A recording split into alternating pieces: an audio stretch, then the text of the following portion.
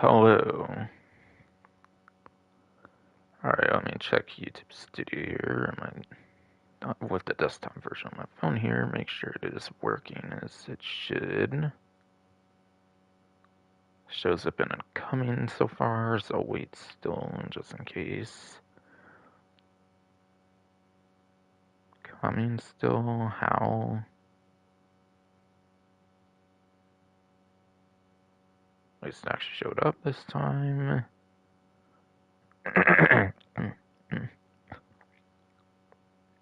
Okay. It looks like it's finally live for sure here, so... Hello. Is a Censored Gambino here with a new stream. And in this stream, I'm going to be going over the event week for this week in Grand Theft Auto Online.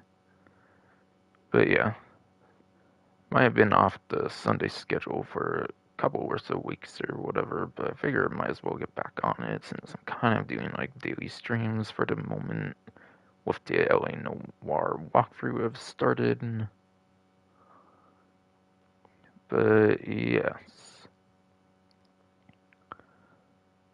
For the title of the stream, I put 3 times money and RP for the client jobs. That's a very rare money opportunity, and it's such a good one, which is pretty much why I would say. I think it's definitely a pretty rare money opportunity in the game. I feel it's one of the rarest money opportunities they've done. Could be wrong on that, but I'll explain why. I'm not going to hover over it, just know I'm talking about the title though. I'll hover over it and stuff eventually, see if there's maybe a little something that's not like mentioned by any chance with the title or something. But yes. Client jobs. You have a grand total of 6 of them, if I'm remembering correctly for sure. I believe 4 of them are available pretty much no matter what, or like 2 of them might be your like traditional ones. 2 may require like at least 2 players or something, and then like I know 2 of them require like the drone station upgrade. That's a modification, whatever, for the terabyte. The basic ones for sure that you can do like by yourself, those ones are not necessarily the greatest, I believe, but like they're still pretty good. I'll explain, of course, why a little later there. And then, yeah, it's been a long time since I played them. I forget, there might be a couple that are like co-op ones, and you might have to like split the money, which is pretty much going to be your worst options, if I'm remembering correctly. I don't exactly remember what the names of those are and stuff, but still. But going back kind of to the regular traditional ones, if I'm remembering correctly, there's the one where you have to like look at the like security camera thing in a terabyte basically, and it's like looking at like 6 different banks basically, and one of the banks you have to like collect something at it or whatever. And then is there like some other one where you like hack like vehicle things or something that's like one of the more regular ones or something? Or is that one of those co-op ones, whatever? Something maybe along the lines, like a hack kind of one or something, maybe for like the other one, no, regardless. But yeah, I think whatever second one is not necessarily as good as the one where you're like trying to find whatever at like the one of like 6 banks, whatever. So if you do not have a drone station, that's a pretty good one I would say to go for. And then the 2 that do require the drone station are arguably some of the better ones actually. I'll start with the lesser of the 2, being the one that goes over to the Life Invader office, where you go into there, you're like doing computer hacks basically. And you deliver something afterwards or whatever. Maybe something like that. Not as good as the other one I'll mention though. as I've seen kind of recently from Gilly Master, credit over to that GTA YouTuber. But yes, Gilly Master, whatever. Couple 100,000 subscriber like YouTuber or few or something like that. And yeah, I was watching the gameplay very well and whatnot. Yeah, I definitely did not catch no bullshit or anything in that advice or anything.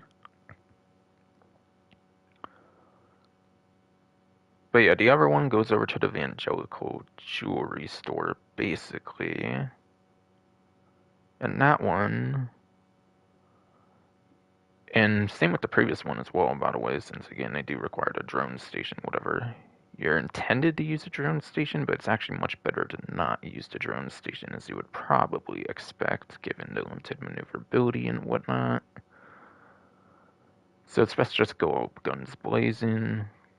Best to be sure you have like a Mark II oppressor with like missiles on it, basically, for like a person or two, like outside maybe, and then when you're inside, just go like all assault shotgun, get back on it, call off the cops like Lester or whatever, then you just simply go off to the drop off. It's pretty super quick. And on top of that, apparently you can also go back to the main menu of the game if you are on the 9th generation version of the game for PlayStation 5, Xbox Series X and S. So you could also do that if you want.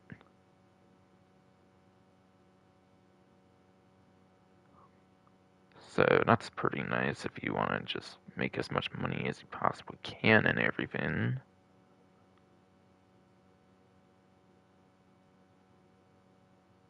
But yes. So apparently it's calculated you can make like 1.8-ish million or something like that. Like an hour or something like that if you do it like that, which is pretty insane if you are on the next gen system for the cooldown skip that you could do going right back to the main menu. Apparently if you are on other platforms, you might be able to just completely close out the game and then reopen it and then be able to do it. But yeah, with longer loading times, especially on this 8th generation consoles, it may not be ideal to even do it like that though, on the other hand though. So yeah, that method's mostly for the 9th generation version of the game. Maybe you can do some PC magic to kind of replicate something like that too or something. So it's a very damn good money opportunity. And those ones pay out like $30,000 normally, so you're basically making like $90,000, and you can do that like mission in a minute to like 3 minutes, minute and a half more so maybe to like 3 minutes, which is pretty crazy. Now it did involve a strat with like like a Richard Majestic's like apartment or something, but even without that, I feel we could still do a somewhat alright job with that. I wouldn't carry the most personal for a speedrun strat, but still you can make hella like over a million, I would say, no matter what, basically in an hour if you do that constantly with the cooldown skip. Yeah, it kind of could be considered a glitch, I would say, but like compared to other glitches, I would say it's more on the tame side or something.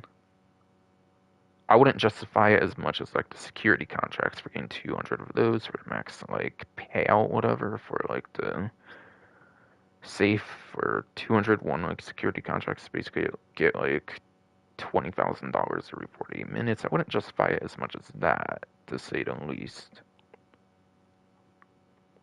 So it's not something I would personally be interested in doing. So I think that's pretty much all I'm going to mention on the Terabyte Cotton jobs, is they are really good, especially that one I was mentioning a lot. The normal like payout is like what, like around 10-ish thousand more than like a VIP work. So yeah, when you're getting triple on that just shows how insane that is when you compare it to like the VIP work, even on like even the same times perhaps too.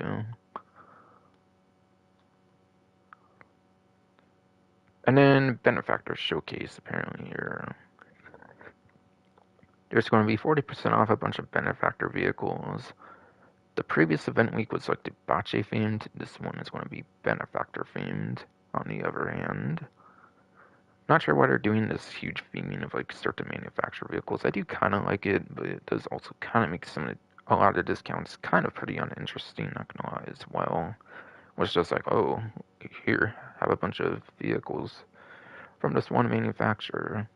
Then yeah, you kind of lose them to variety in a sense as well, I feel. Kind of. But it's a pretty neat concept, I would say, nevertheless.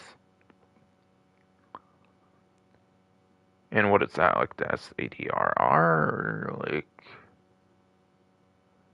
was there another, like, one-seater supercar like that, or what? Might be the SADRR or something. And then you can get the Benefactor T for free here. It's going to work just like the previous week, where you have to actually purchase certain vehicles here.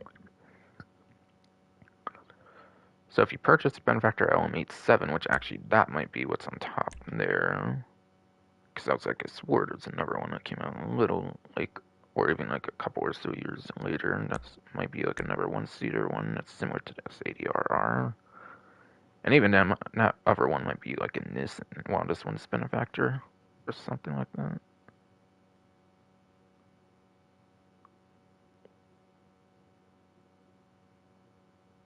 Yes, Shogun GT will be another Benefactor vehicle on discount for 40% off.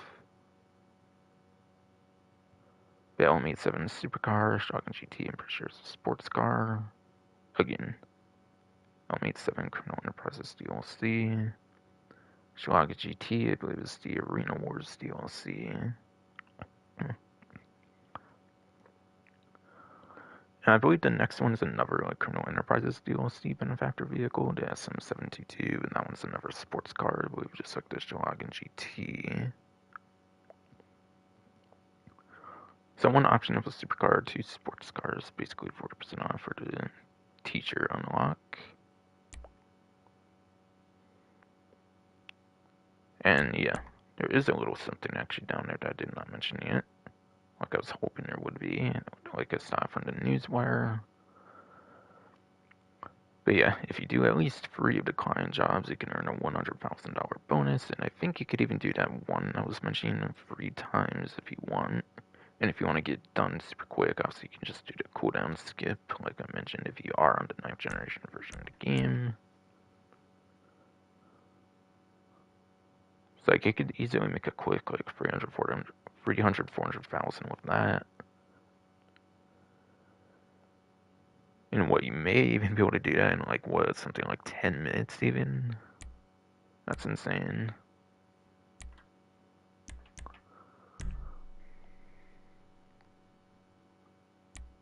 I didn't really look if there was like a whole compilation of discounts. Oh, it's not this week. Last time I put all the Class A, not the Class A, but the Debauche again. All those were like actually on a whole thing here, but I guess it's not. So I guess I'll mention the vehicles in particular listed here now for recommendations here, whatever. Before I do that, though, I did want to make sure my audio is working fine. I did do a mic test, but because, like, streams take a bit to show up kind of anymore, it seems. Just want to be absolutely sure nothing's going bonkers or something.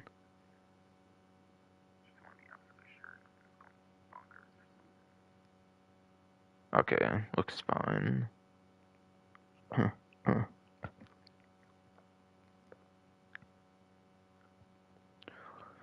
So I'll make it over to Bruffy 1322's vehicle spreadsheet, basically.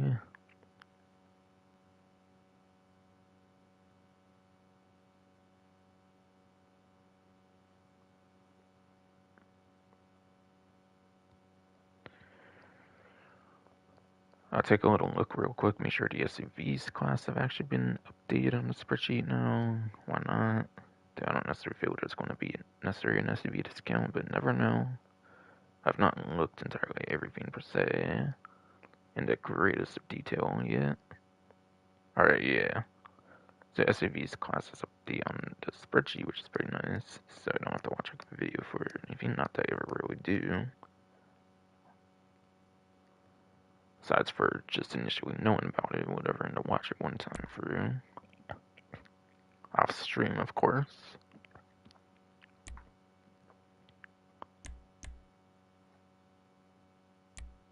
But yeah, again, that's where I was going to mention stuff here. So, first going into the supercar here. Benefactor LM87. According to the spreadsheet, it is in the B tier. It's actually even at the way top of the B tier too, which is pretty good. So even on the 9th gen version of the game, you are getting that 8th place for that lap time. With 3 HSW vehicles all right above it, basically. Or in a general sense above it. That means it can get a 5th place for a lap time at best on 8th gen or 9th gen as well without HSW applied in a race or whatever. Since you can disable HSW for races.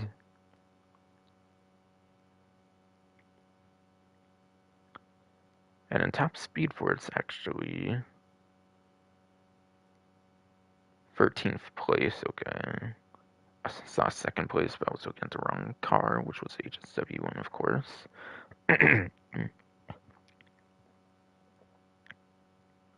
But yeah, I do believe I would actually get a 9th place for top speed if you actually were to take out the HSW vehicles again, which you have to kind of do if you are on the 8th gen version of the game, since you lack HSW altogether.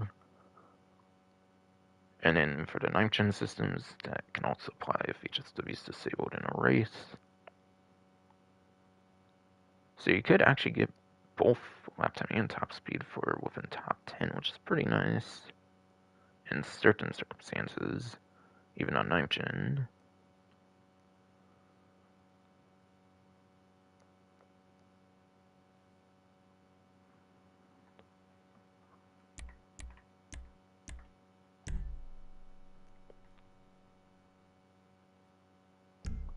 So did it say anything about any other vehicle discount? Not quite yet. So I'll leave that, I guess, for later. For a little hint, I guess, or pretty much an obvious hint there.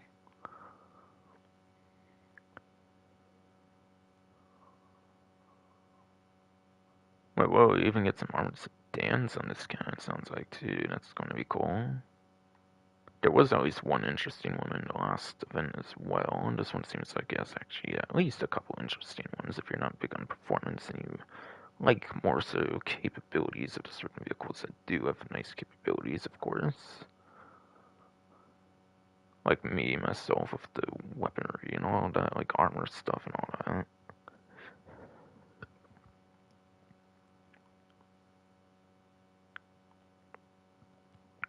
So some of the discounts are going to be in the Premium Deluxe Motorsport, which I believe all 5 of those are on discount there. And then there's at least one, I believe, at the test track, maybe a couple even, for where you can actually physically see some of them.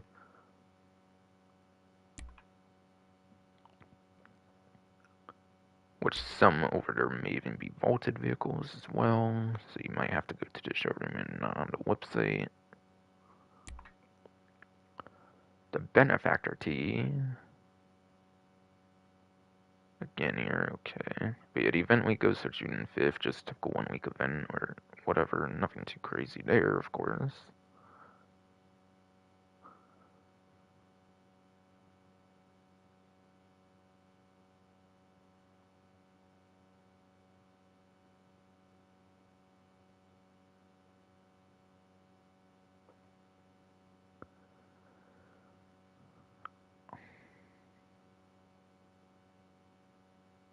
Well, I did kind of forget to mention the other ones. Whoops, my bad. Yeah, I forgot to mention the sport ones. I just mentioned one, I was like, oh, I guess I'm done. Sorry about that. But yes. So back to that, since I forgot to cover some of those by accident.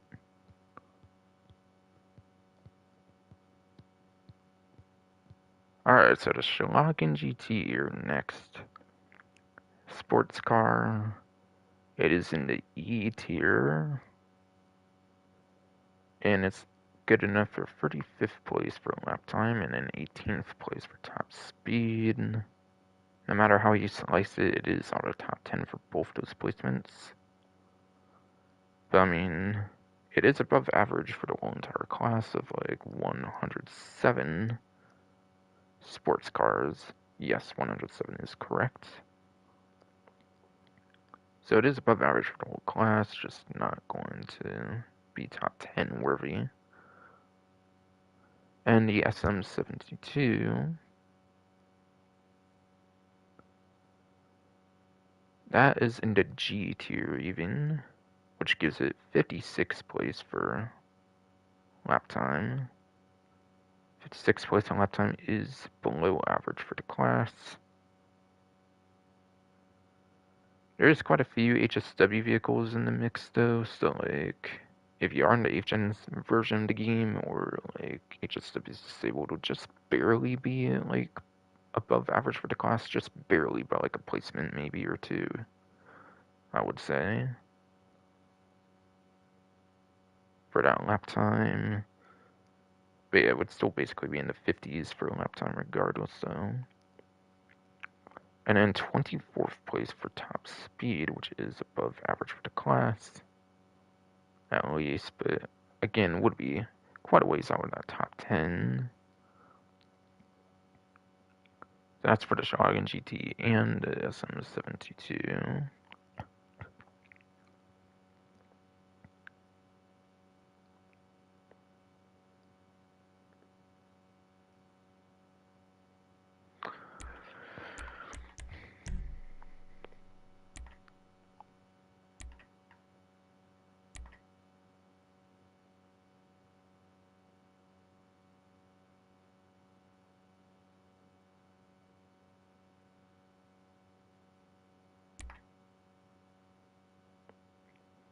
But yeah, for money opportunity here, apparently there is going to be 3 times money NRP on Cayo Perico series here. Cayo Perico series, pretty sure it's just like a set of several races that you can do on the Cayo Perico Island. Each one is like a different class, or like there's quite the variety in the races, so they're pretty nice. They are pretty fun, I would say.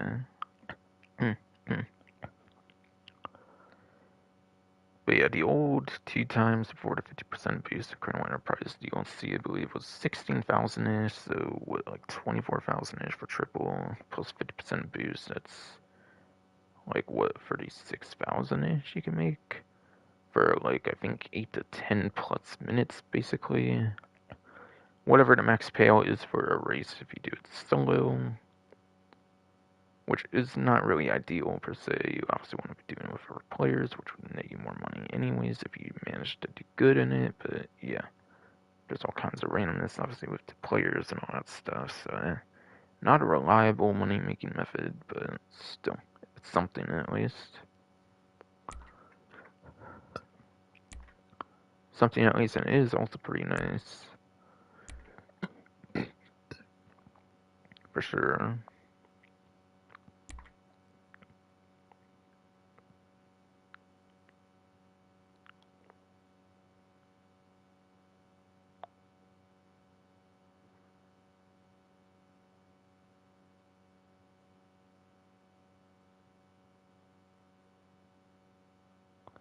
Okay, at 100,000 is apparently the weekly challenge, okay.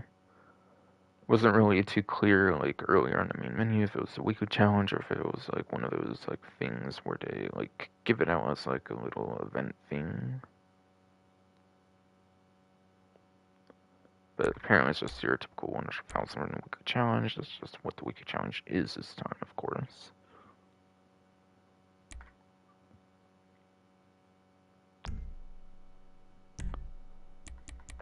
Yes, indeed, I am done there.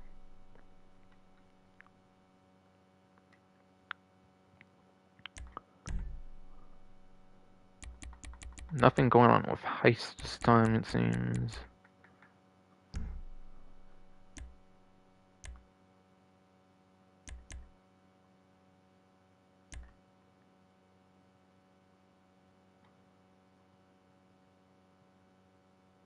And yeah, by the way, I don't believe client jobs are really involved with career progression, so there's none of that to really worry about, I believe, on those, as far as I recall.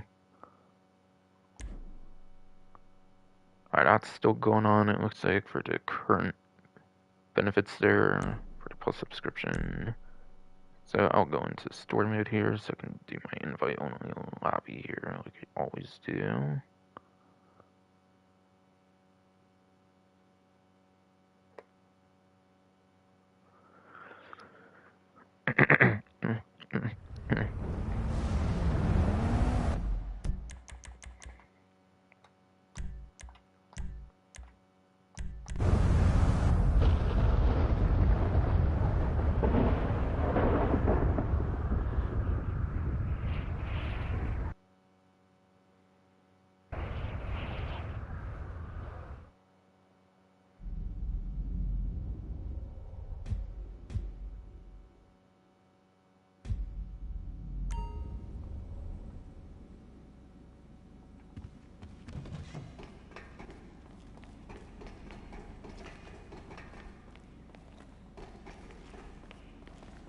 You're fine, right?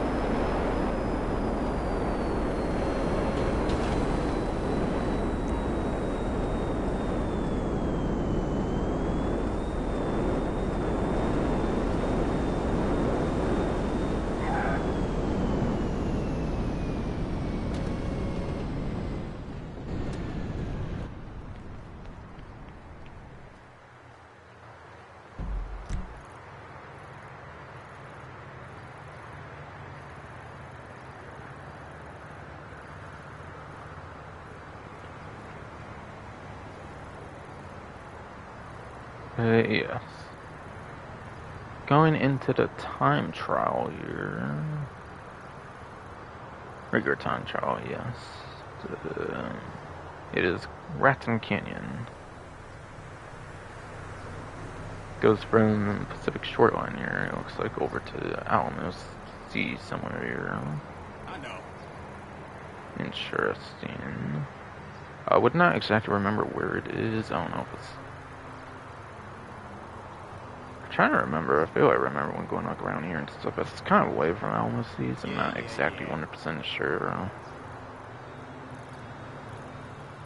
Honestly, I feel there is quite some lap time heavy areas around like the Alamos Sea and stuff you would have to traverse. So I want to probably say lap time more so for this one, for what you would want to prioritize here, like you would usually do. And like per usual, I'm going to recommend you use some of your best motorcycle options in the game. And since these are, if I did say of the week, I do mean of the day of Sunday at least. As far as I know, since Andres Mercenaries, most of the time trials obviously are daily kind of things. Time trial works a little weird though, I think. I think when it first happened, it would actually change by the day for the whole entire time trial, but nowadays I feel it does stay the same, but you probably get to 50,000 payout per day or whatever, before you may be able to do it. It's been like multiple days, 50,000 per day, whatever.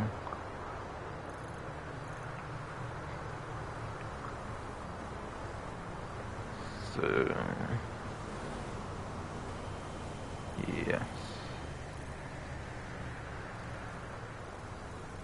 I'm not going to really elaborate what the best motorcycles are. I don't feel like spending much time on that when it's a daily thing, not a weekly thing, pretty much.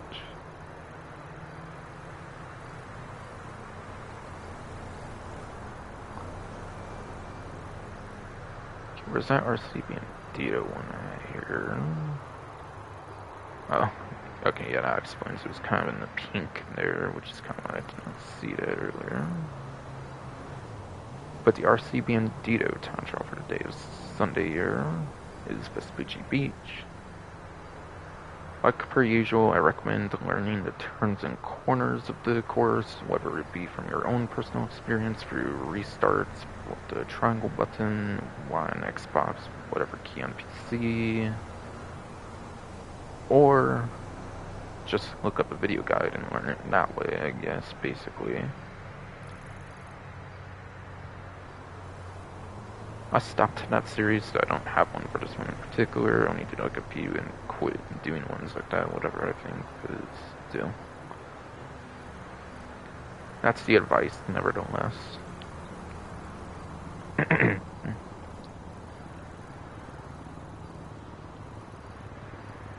The HSW time trial for the week here, this one is indeed still a weekly time trial here, is HSW Terminal.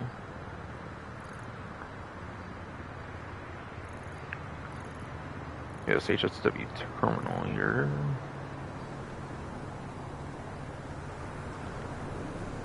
This one has a pretty interesting route. It actually goes over to here.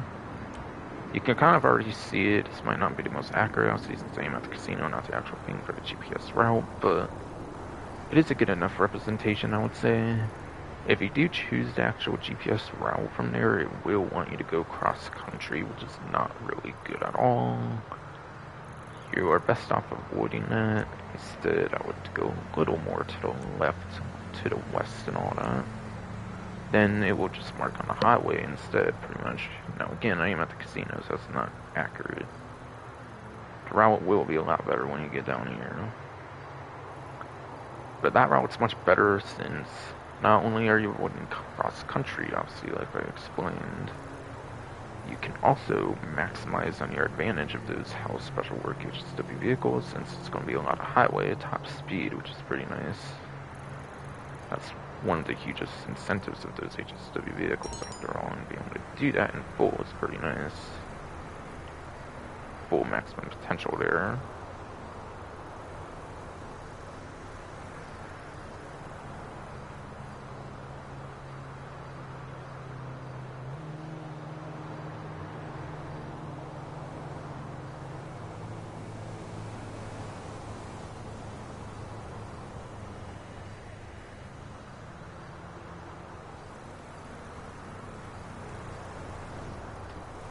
But yes, for vehicle recommendations, whatever. Again, I kind of mentioned motorcycles with the regular time trials, so the only HSW motorcycle that's actually in the game right now is the HSW Hog Jump Drag. Basically your best motorcycle option in the game.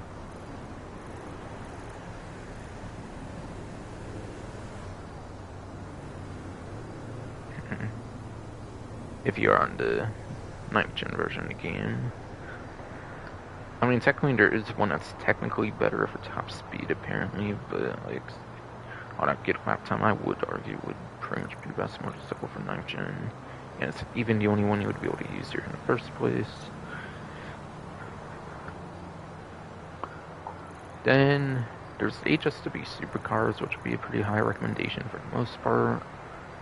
You have the HSW Weaponized Ignis, which is mostly known for the lap time. It's very good at lap time. It's also pretty good top speed as well. However, though, since it does have the weapon on it, I do believe it is blacklisted on the time trials, but I mention it more so for racing sakes in that case. Then you have the HSW Coil Cycle 2, which is mostly known for lap time once again. Technically, top speed itself does lack, but it is HSW and is still at 4th place top speed, which doesn't mean it's the worst of the HSWs for top speed.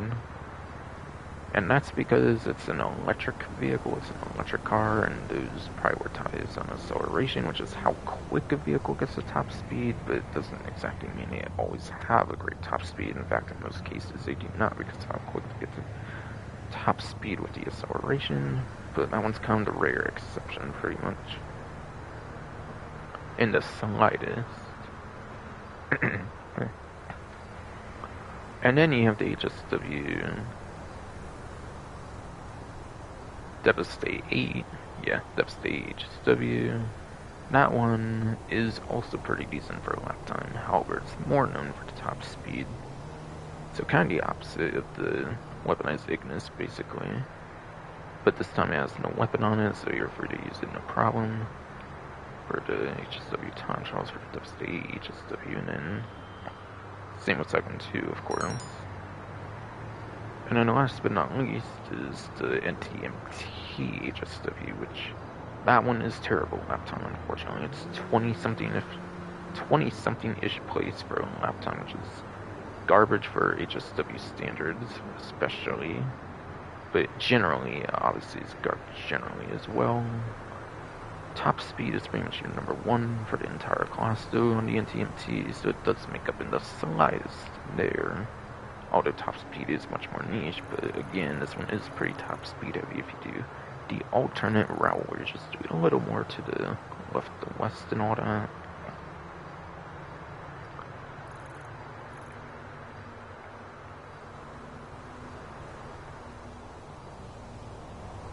And then you have the San Andreas Mercenaries DLC batch, which I think is definitely one of the more interesting varied batches you could choose.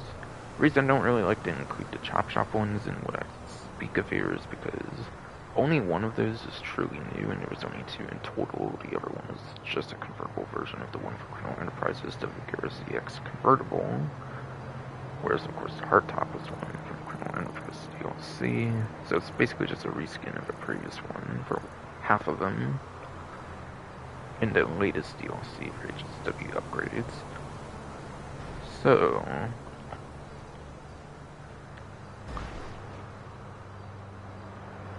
you have the HSW Monstrosity, which is actually the only HSW off-road vehicle in the game. Very good performances.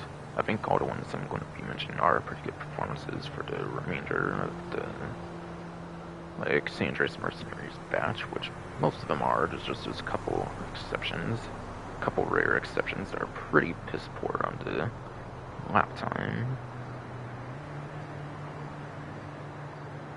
But yeah,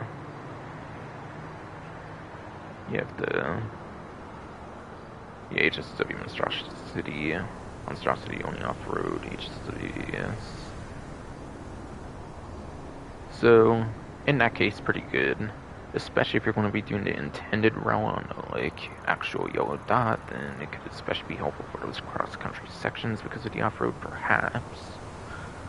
Possibly not. But again, I would recommend the other route anyways.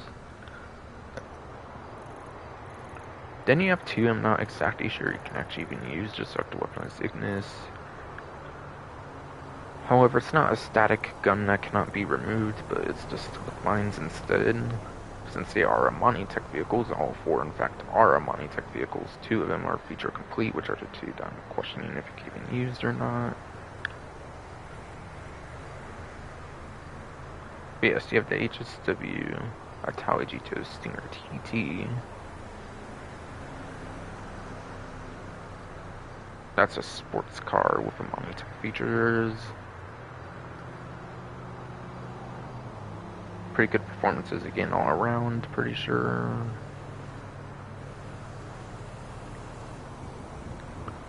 Main issue again is it does have access to the slip lines. I'm not sure if you take them off if you can use it in a time trial or not, but you can definitely use it in races just like the weaponized Ignis, so I still kind of like to mention it regardless. But yeah, you might want to see if you have those on, if you can take those off and use it in a HSW time trial if you want for some reason. But I mean, there's so many HSW vehicles, probably just better off with upper options. Then you have the HSW Bravado Buffalo EVX, which is an electric muscle car, and it's kind of got the same case as the Itachi Stinger TT, which does have the slick mines. It does indeed have slick mines as an option. So either it's not usable at all, or when you take those off, you may very much be able to use it in the time trial, just like a traditional HSW vehicle. And that one I recall being like number 2 or like number 3 for lap time, and the same exact like placement for the entire like muscle car class as well, for the top speed, whatever.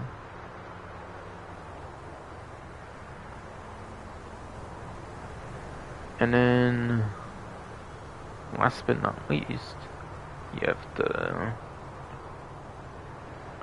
HSW Pinado Course. This is the last of its few San Andreas Mercenaries DLC batch ones.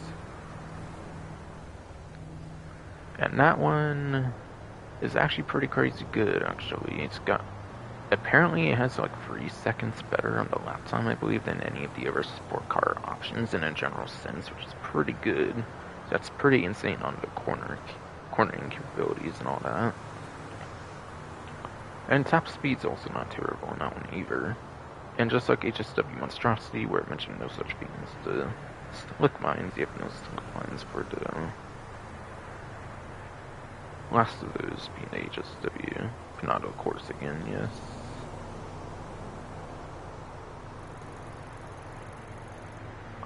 So I think I'll wrap up vehicle advice here for that. And then Junk Energy time trial for the day of Sunday here. Alright, yeah. It's one of the usual two I used to here, since I usually do these streams on Sunday. For the most part, I usually do. Pillbox Hill.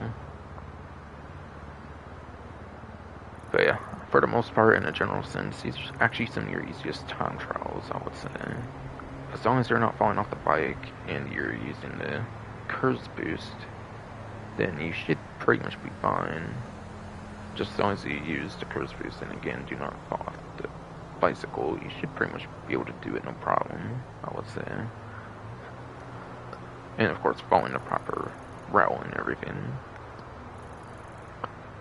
But if you really need help for it for any reason, I would, of course, just look up the video guide. And then the premium race for the week here is going to be for the supercar class this time around. I already actually previously mentioned each of the HSW supercars in the game. Again, weaponized Ignis you can actually use in races. I'm definitely sure on that. Just for some reason, their black weaponized vehicles are just entirely like blacked out of time trials, like blacklisted basically.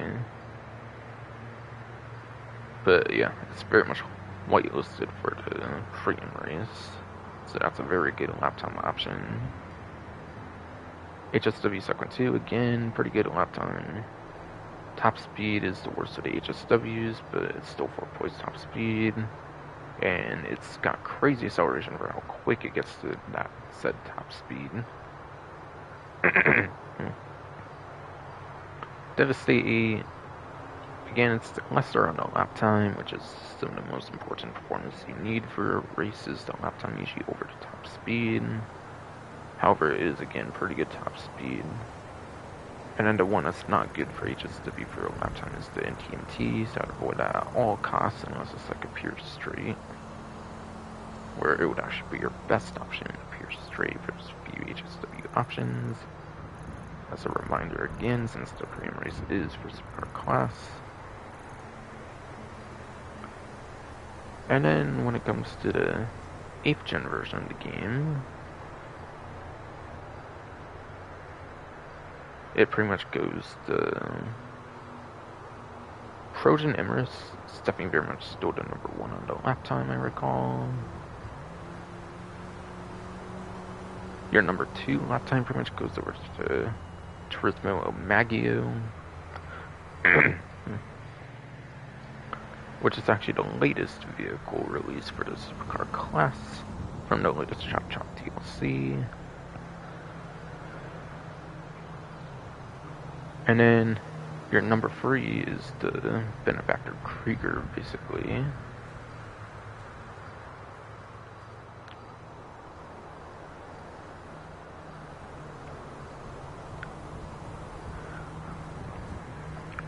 And then top speed.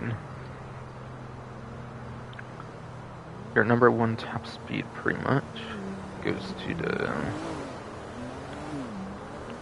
Torero XO. Torero XO, yes indeed. That's pretty much your number 1 top speed if you are on the 8th gen version of the game. Your number 2 top speed pretty much is the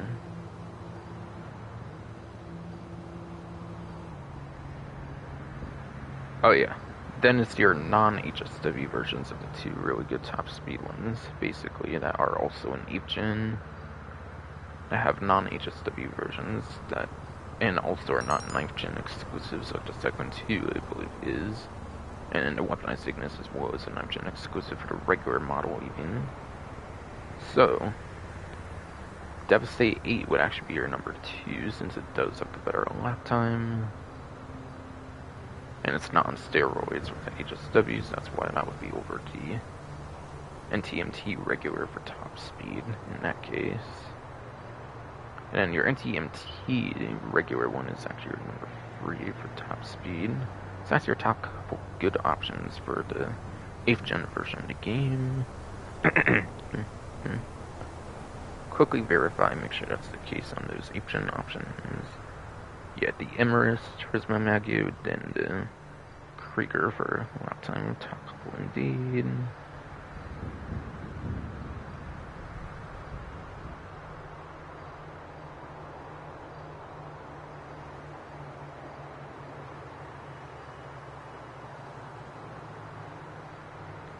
And then, yeah, it was indeed Torero XO, then the regular Devastate and the regular TNT for 8th gen, top couple, top speed indeed, yes.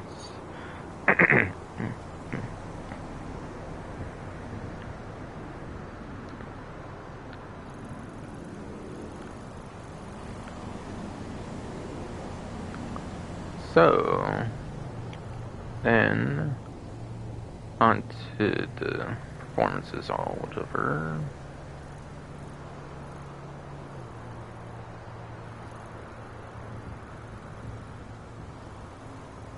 For lap time.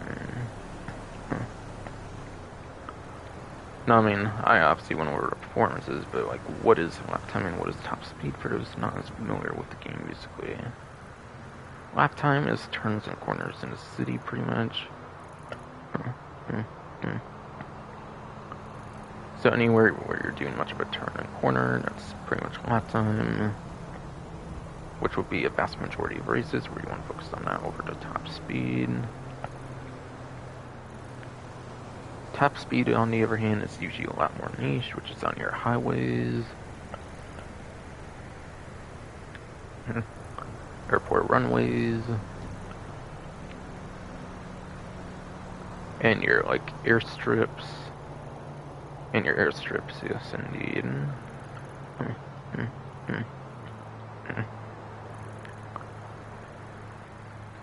And then last but not least, finish off with the premium race here.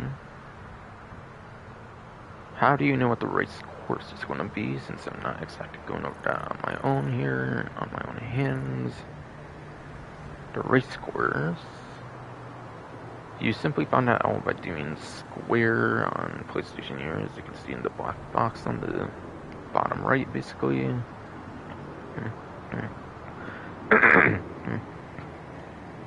With like the center bottom, like right, basically in that box, basically.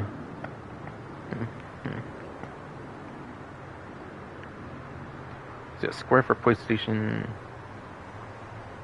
X on Xbox, whatever key on PC.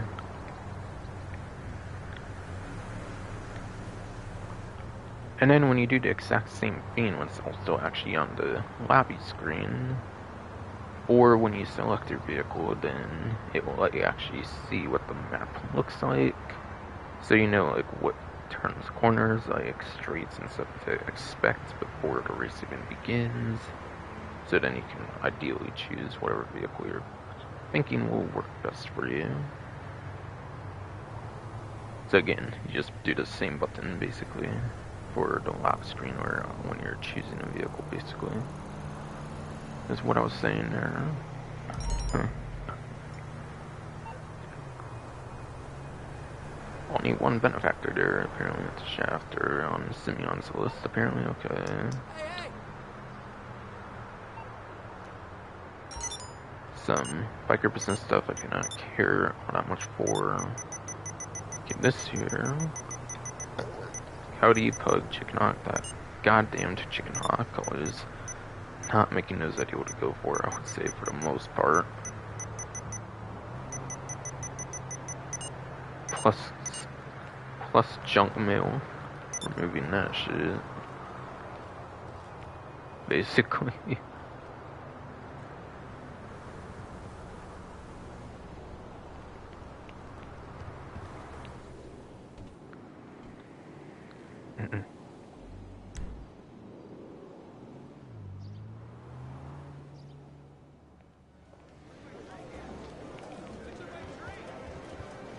Alright. Looking like a supercar thing here. I think this might be a Reaper or whatever, which is not necessarily a benefactor vehicle, so you will have some offerings that will not be a benefactor vehicle, so do be aware of that. And yeah, the Reaper's Pegassi, I'm pretty sure. I believe that may very much be the Reaper. If not, then I'll correct something later. How can I help you? See you again soon. Alright. Got my 1,000 chips for today, basically, and then my one wheel spin I need to do for the event week. Finally become the person you believe yourself to be. Stop by the casino store and treat yourself.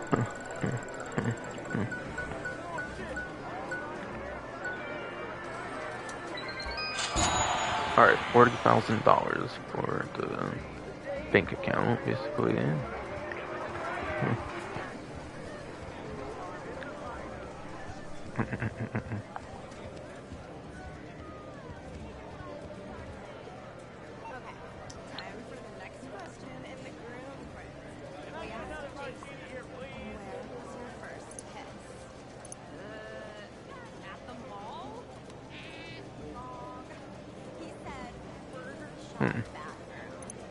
They're not showing the, like, t-shirt thing there.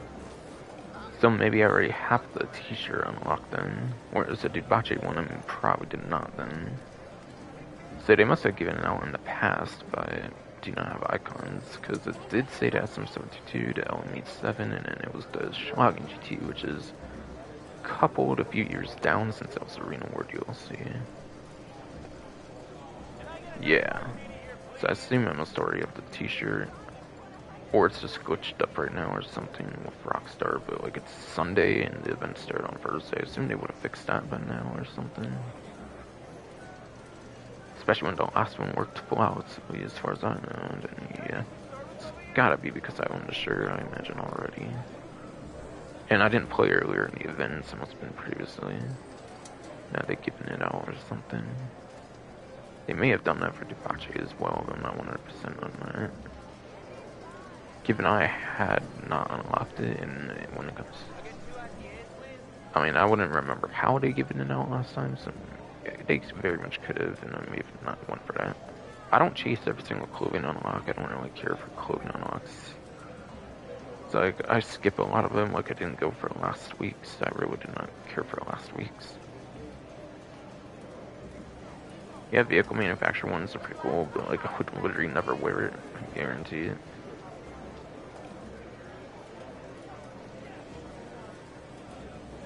I didn't feel like buying any vehicle, basically.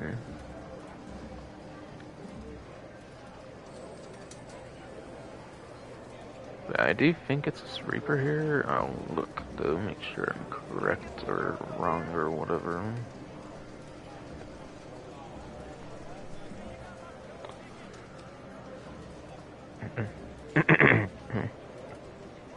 Alright, it is indeed the Pegassi Reaper, which is indeed available on the vehicle website, which for these prize rides you should usually expect them to be, since obviously They should usually pull for ones that are not, that are available on the vehicle websites, of course. So that if you do not get lucky enough to win it, then you would obviously be able to get that all here. But yes, the Reaper here. If I didn't already say, 1,595,000 savings. I said that's like a couple hour grind, but again, I did mention that really good client job method. You could probably legit get this in like 1 hour if you are in the 9th gen version of the game, with that cooldown skip and whatnot. I mean, this is a really insane good week for money making, so like, yeah, I can see this being a pretty alright grind compared to usual. But usually I would say it's more in the 2 hour grind. This event, it may very much be in the 1 hour grind depending on what methods used for client jobs and whatnot. So this is a supercar. How good a one though?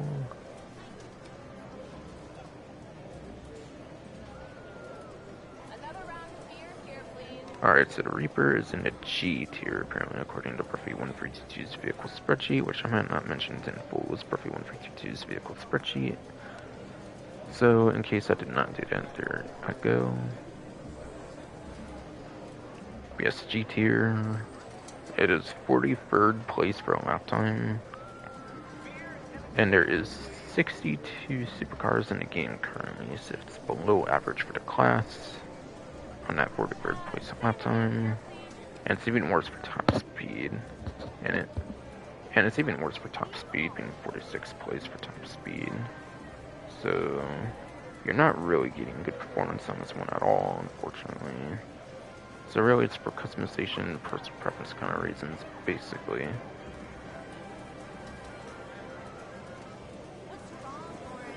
It's pretty interesting there, no doubt.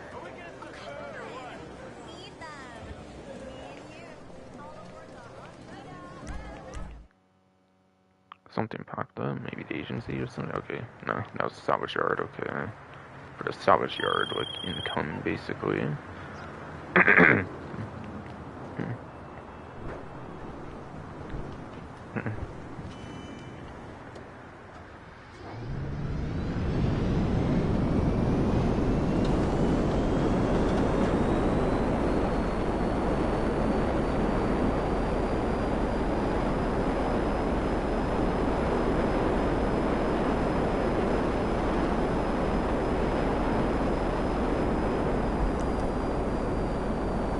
So exports vehicle kind of have to go that way anyways, in a sense.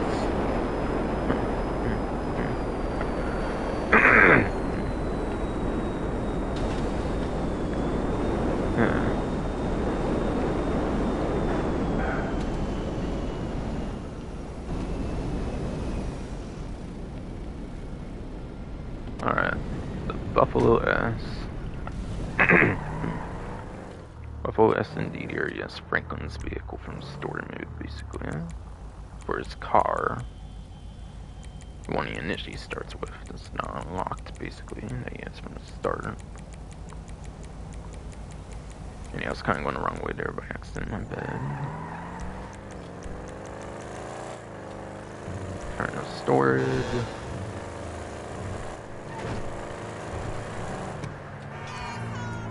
So obviously I'm abandoning it there.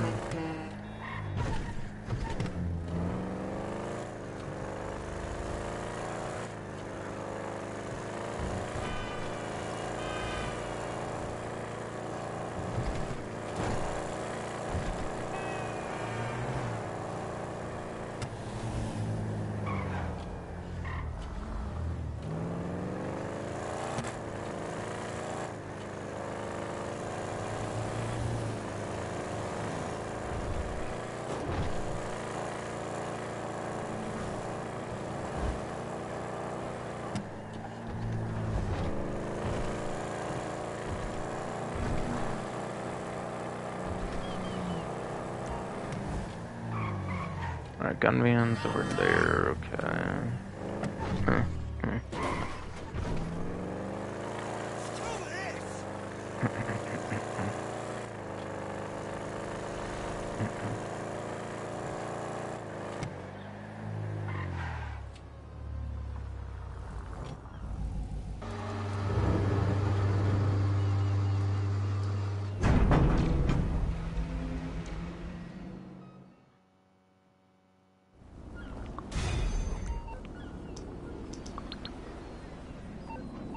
biker business stuff I do not care about. LJT, damn it.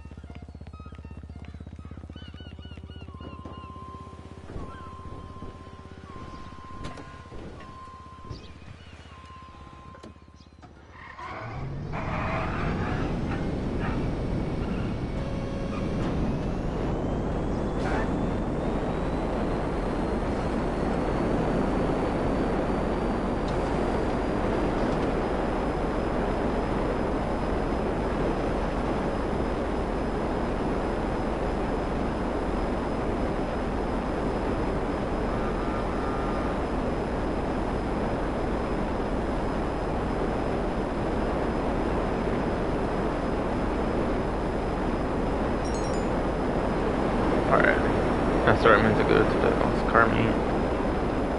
So I did not mean to go there at all. Yeah, so I could just get another plus junk mail, didn't I? But no, I did not mean to do that. Next time I just went too far.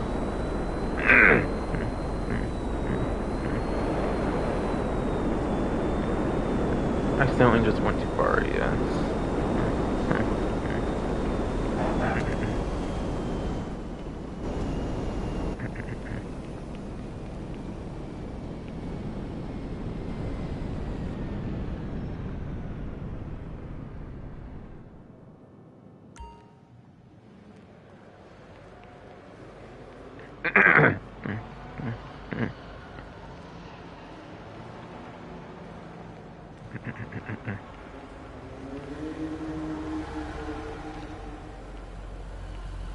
Alright, so the vehicle's here this time. The Benefactor Serrano, Benefactor Feltzer, and the Benefactor Streeter.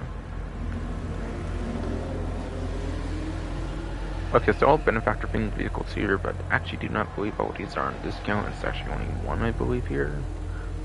On these ones in particular here. Which, yes, is in for later, but not worrying about that right now, of course. Not worrying about that right now, indeed.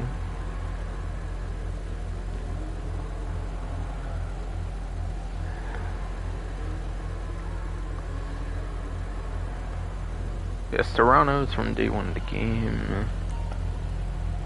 Feltzer is actually at discount. And the Streeter is actually a DLC vehicle from the Doomsday Heist DLC, I believe, from like 2017. Late 2017 or like early 2018, I believe, on this one. So, Benefactor Serrano, I don't want to spend too much time on this one yet. It's just a vehicle you can just get in the store mode. I wouldn't really borrow it too much in the online component. What's the purchase price at least? 110,000. It's only 10,000, like $1 basically out of like too hot to modify.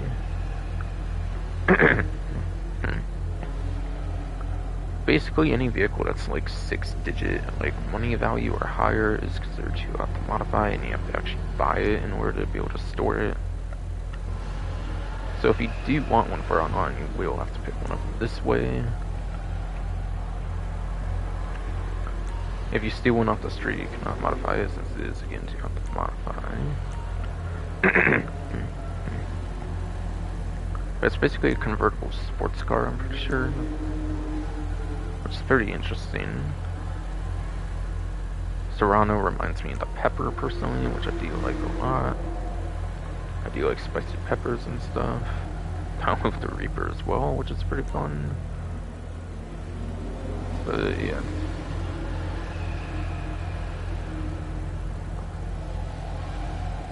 For the one discount one here, the Veltzer. Again, it's a day one vehicle, so you can technically obtain it in story mode.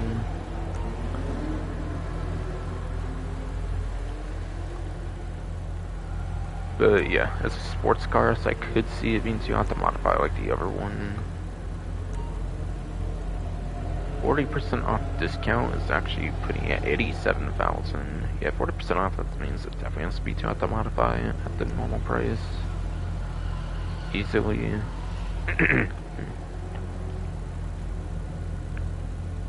So as much as I do not recommend owning one online, in online, I do not recommend owning one as much as I do not. You do pretty much have to buy it here if you do want to actually own one in online. Stealing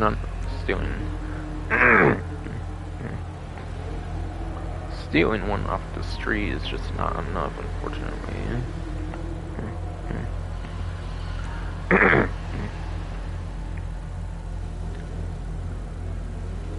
And I forget about the Serrano if it appeared in Grand Theft Auto like 4 or whatever, but I know the Veltzer is a pretty iconic old school GTA vehicle from the 3D Universe games. I know it does appear in like Grand Theft Auto San Andreas and stuff, I'm pretty sure, in the 3D Universe, so that's pretty cool. Could be an incentive to own it if you do like a lot of those older GTA vehicles from like older GTA games. And I do believe it is indeed one of them.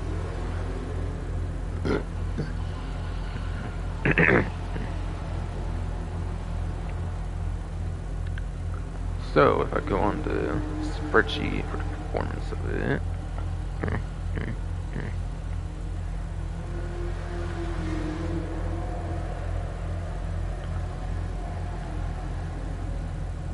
the Veltzer is in the E tier.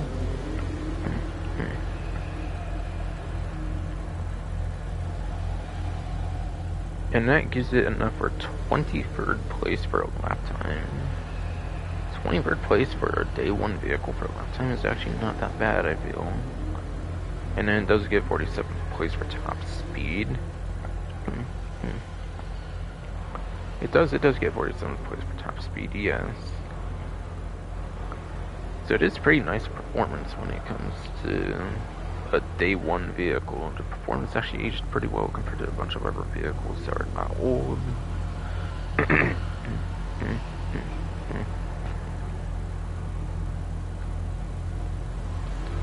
So yeah, again, there is like 107 sports cars in the game, so it is above average technically for both lap time top speed, but it is going to be a good bit out of the top 10 for both lap time and top speed, yes.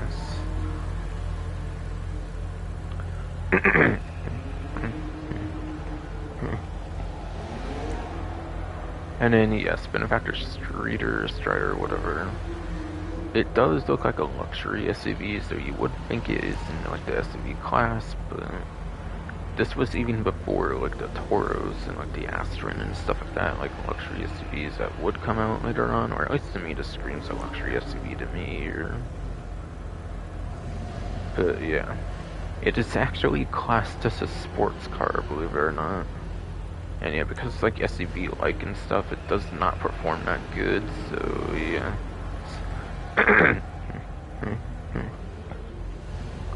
I very much do think it's an SUV basically classed in the wrong class of the sports class. So do not expect a good performance on this one, to say the least. And this one you pretty much have to buy no matter what. Whether it's available on the vehicle website or not, I'm not 100% on that, but that's what I'll check right now. Okay, where are they?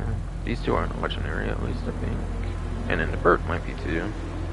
Alright, no, that one is indeed 7 San Andreas. I was kind of thinking that in the back of my head.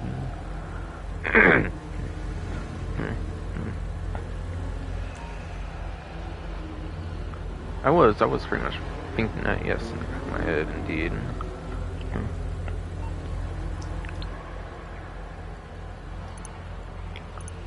So again, a couple sports cars here.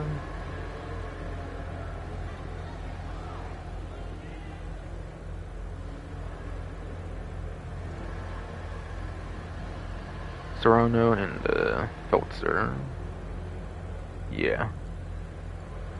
Already on the, like 7th and 8th car are already proper DLC vehicles. You have your like collector edition ones and stuff down here, but those technically are kind of still day one vehicles, whether it be store mode or online. So yeah, those two are definitely vaulted on the first two. And then the only one that could maybe still be a bean is a Streeter, but given the other two are vaulted, I very much see that being vaulted as well. Was it 4-door by any chance? Sean saw I was not looking hard, yeah. Okay, it definitely very much does seem to be 4-door. It could be 4-door, it could be luxury, at least for Siren, if it's indeed still available. if it is indeed available, yes.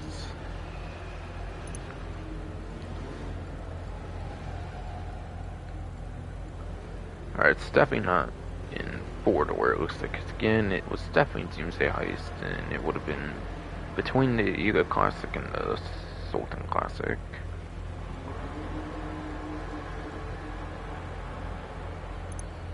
It's not an off-road SUV, and yeah, obviously, it's not by like the Camacho, which is another Doomsday Heist vehicle. Luxury. Goes from Business Update, which is like, yeah, Business Update 2014 to 2018 with After Hours. 2017 again is Doomsday Heist. Like early 2018 to mid 2018 for the After Hour ones.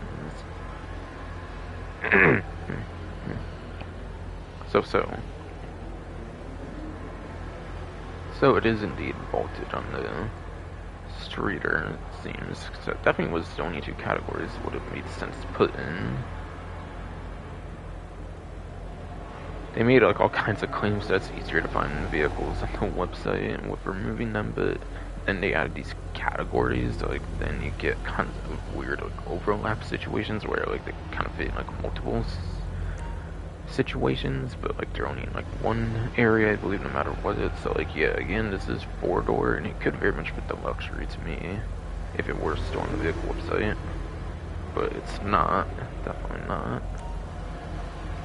They claimed that, but really they just wanted to like make people have a reason to go on each like week. Because I assume not a lot of people were playing just for like money opportunities and stuff. So yeah, that's probably why they vaulted the vehicles in secret. They pretend, in my opinion, it's pretending for sure that like, oh, we're cleaning up the vehicle websites by removing like vaulting vehicles. To streamline the experience, I think they said in quotes or something like that.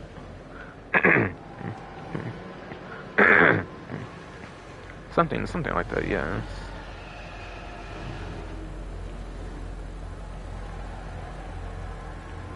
And then,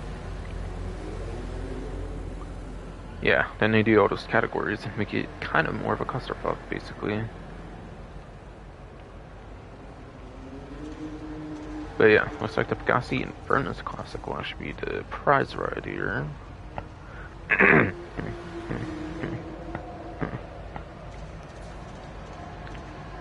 That will be the prize right, yes.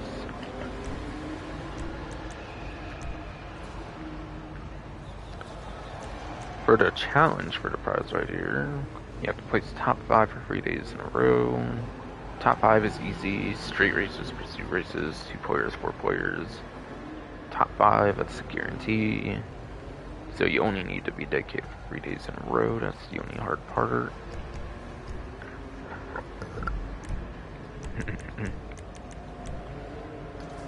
As far as I know, the drift and drag races, the drag drift races from the current Chop Shop DLC, even though they are kind of classified as vehicles for, not vehicles, but like race types for the tuners content, since you can do them solo, at least when you do it solo it does not count. I know that from experience. I assume if you even play with other players it does not count as well. Since yeah, Rockstar usually does not make newer content, they usually do not make newer content consistent with older content, basically, is what I would say. So do not expect to be able to get that through drag races or drift races. You might be able to do free mode sprint races. I'm not 100% on that one though. But again, top 5 pursuit races is 4. That's guaranteed entry. That's guaranteed entry. Again, just gotta worry about 3 days in a row, and then even more so for those. And even more so for those street races since they're 2-player minimum.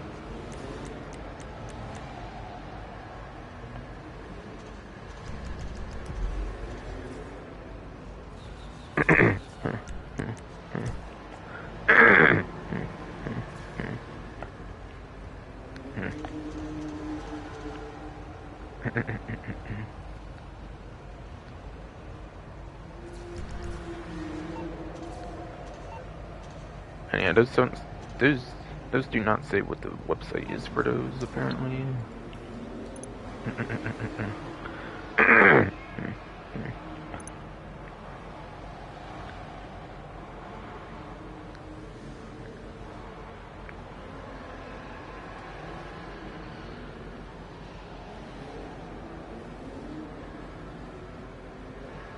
Alright, Infernus Classic is indeed still available. If I was thinking, I didn't really say what my opinion was, if it was still available or not. Publicly on the stream, I'm pretty sure I did not hear.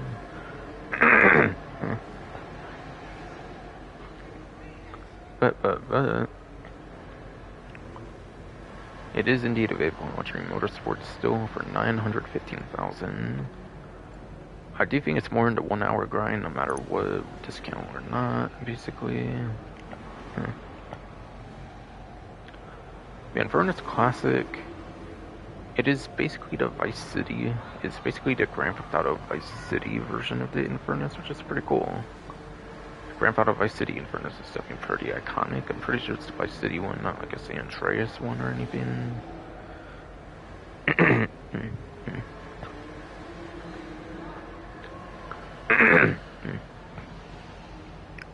So.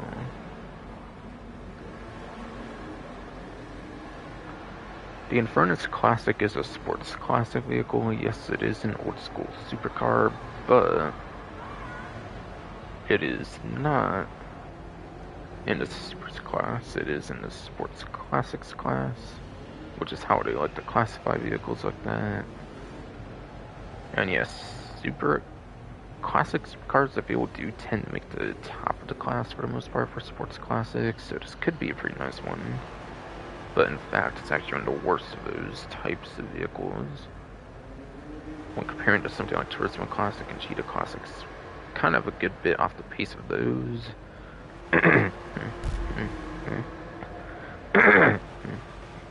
Alright, that's what that noise was for. Okay, I got Dark Emperor. I got Dark Emperor Modern Hoodie at reputation level 253. Okay, definitely will check that out. But anyways, performance for the Infernus Classic, it is in the C tier. It is in the C tier for the Sports Classics class. Getting exactly 10th place for that lap time on the 9th gen version of the game. Getting exactly 10th place for our lap time on the 9th gen version of the game. Even and then you get 14th place for top speed. So no matter what platform you're on, the top speed is going to be beneath the top 10 by a couple placements, which is not terrible technically, but yeah, that's still our top 10 regardless. It's where you may very much want to get one of the other classic supercars like the Turismo Classic and the Cheetah Classic again. Yes, bro, fuck.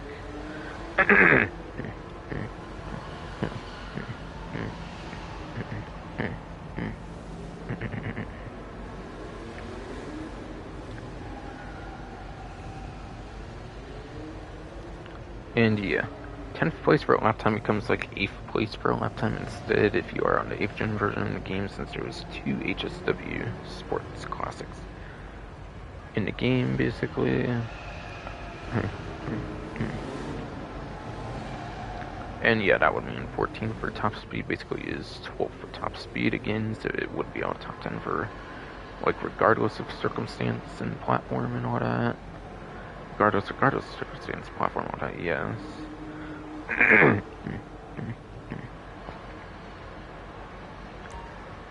Yeah. So it's a pretty nice vehicle. It is a pretty nostalgic one. It's definitely a very nostalgic vehicle, which is pretty cool. It's literally like the Vice City Infernus, basically. Okay, I'm accidentally going on vehicle websites. Instead of money and services for some reason. Wow. I did that like 2 times at least. I did do that like 2 times at least, yes.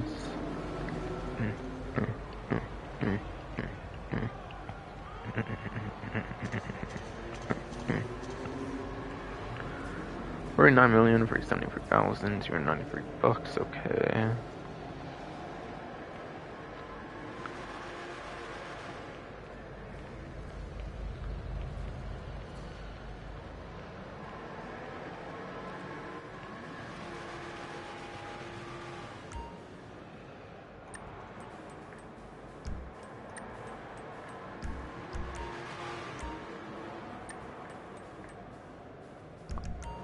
Yeah, that's right, it's a hoodie. What am I doing? Injecting everyone's. Might as well complete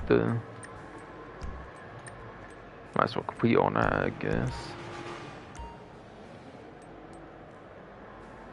Just one of the hoodie types of one of these 2 sections. Might have been more designer hoodie, right? Or no, it's manufacturer hoodie, okay. That's right, it was Dark Emperor. I forgot Emperor was part of that. For $12,100 here for the Dark Emperor Modern hoodie.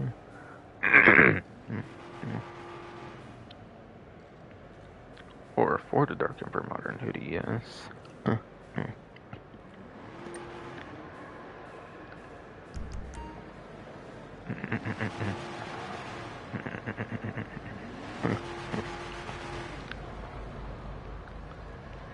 It's red, it's more red. It's red to replace my already red, more fancier outfit. So it works pretty good for this outfit, I would say.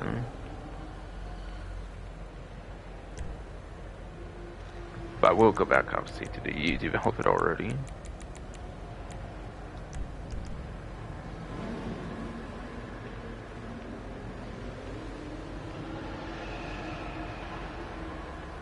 Alright.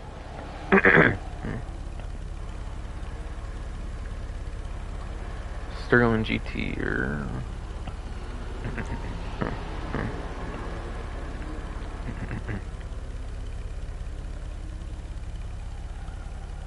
this one's one of those 2 sports classics HSW vehicles I was kind of referring to earlier for the Turismo Classic. Or, not Turismo Classic, excuse me, but the Infernus Classic I meant.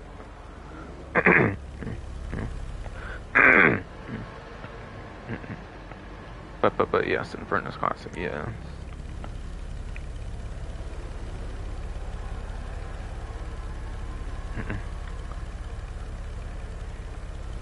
Yeah. Turismo Classic's more for the lap time, for the HSW Turismo Classic. Sterling GT, this one's more for the top speed than the lap time, no. So basically it's the #1 top speed option if you get the HSW Sterling GT. And yes, that's the Legendary Motorsport, but this one's actually the one HSW vehicle that's actually bolted from the game. I can further prove that if I go over here. If you press right for that HSW vehicle list. Yeah. You'll notice the other ones have a website to them. The Sterling GT has it gone entirely, and that's because it's bolted.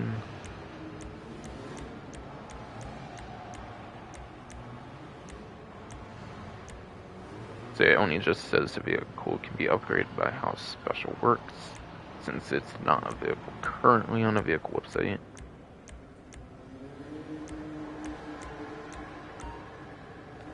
Not only that, but it is also apparently on a discount too, since it's a benefactor vehicle after all. And it's actually one of the benefactor vehicles that is on discount, unlike Unlike the Serrano and the Streeter, which are not discounts, whatever all.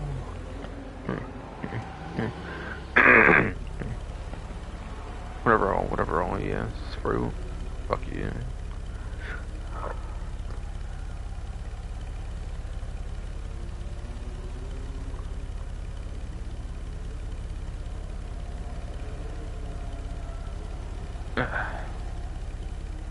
So I guess I will go over performances of the Sterling GT. At least HSW one, which is on the showroom. The HSW How Special Works one is second place for lap time, and in first place for top speed for the HSW one.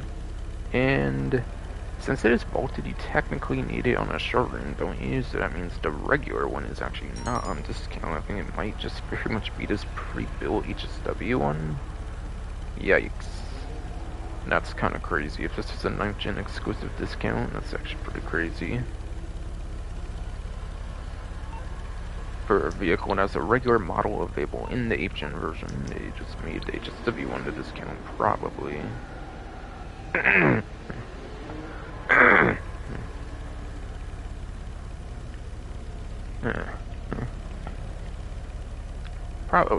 Probably, yes.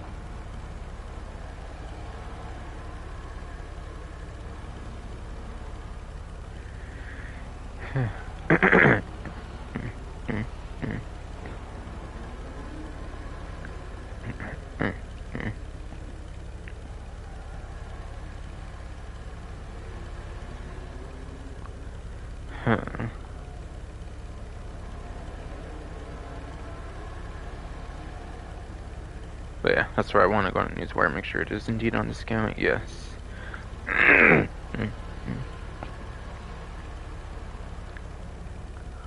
Yes. Sterling GT is indeed a 40% off discount.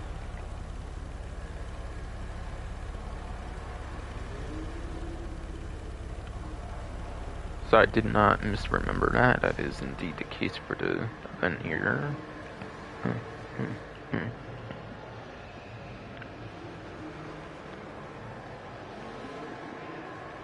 So yeah, I don't even necessarily think it is necessarily worth mentioning the regular performance, since it's probably not a regular vehicle for the regular showrooms.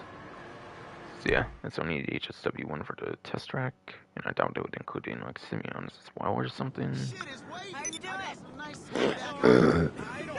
And I Tell me about it. and I highly doubt they would like, yeah,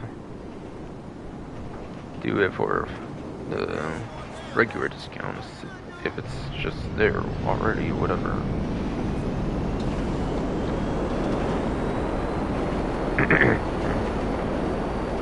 But either way, it's nowhere near the worst vehicle if it were to be the stock one, regardless though.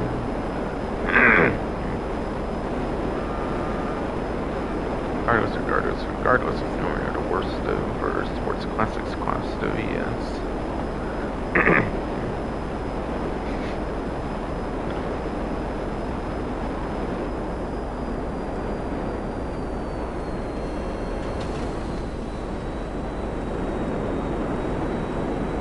Alright, that's Repair Studios. This is obviously Luxury Autos, yes. Got confused with Icons there since we're so close, apparently.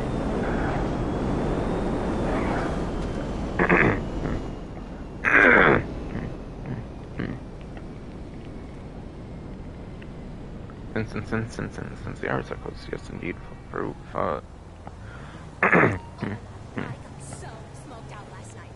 But yes. Yes, yes. I think I blew Luxury up. autos is in the usual format Are you recently, a where it's sex just offender or something?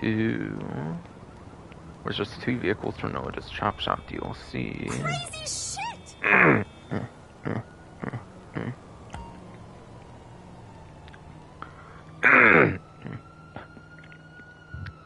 Where? It is indeed just the usual format, where it's just two vehicles there for Noah's Chop Shop DLC that will not be on discount. Which is the Vapid Illusion this time here, which is actually an Amani Tech eligible vehicle. It is indeed an Amani Tech vehicle, yes. And then the Class A Impaler SC is a sedan. Like a sedan Impaler from like the Arena War DLC, kinda basically.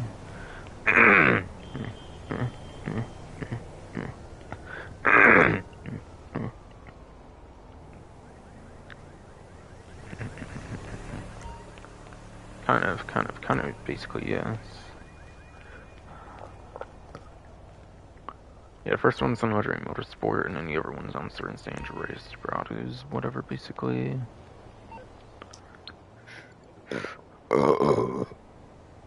Whatever, basically, yes.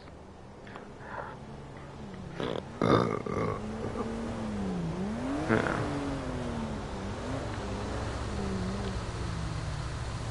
Yes, Vapid Illusion, 1,835,000. Full price, yes. Again, it is indeed a Amani Tech. Seems to have like most of the features as well, which is nice. It's not one of the ones with like barely any features, like the Schwarzman Magu here, which only has the bare minimum, I believe, for that. Which only definitely has the bare minimum for that, yes.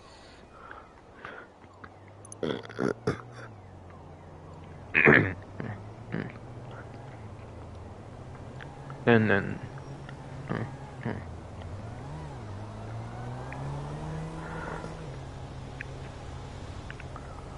the Class A Impaler XC sedan vehicle again. It's kind of the Impaler from the Arena War DLC, but it's like turned to sedan, basically, I would say.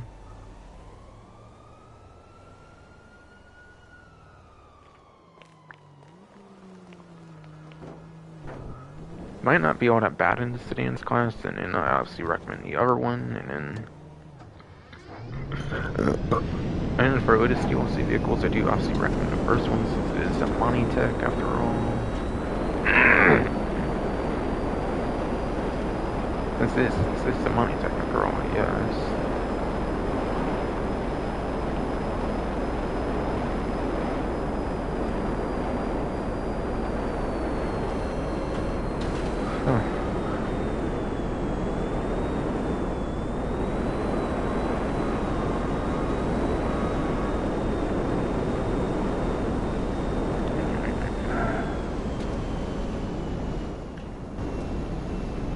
And then last but not least for showrooms here will be Simeon's Premium Deluxe Motorsport, basically. Ah, you do get the regular Sterling GT here, okay. I did not remember that being the case, but you do, apparently, okay.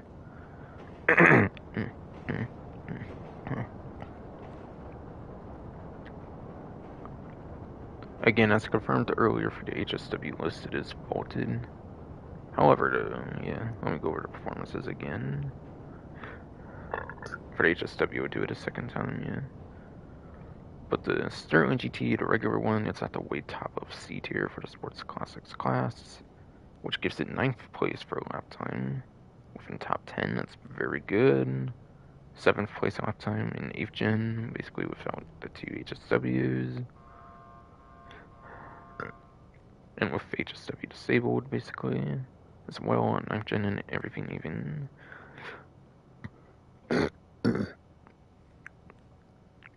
But yes, indeed. Fucking fruit, chill. Fuck chill. And then it is 21st place for top speed, 19th place for top speed again if you exclude the 2 HSWs, whether 8th gen or HSW being disabled on an HSW compatible platform, race and everything. And then again, when you give it the HSW treatment, turns much better. It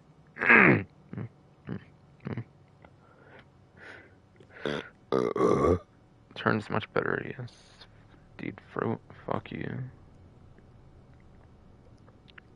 Where it gets a second place for lap time, and then first place for top speed.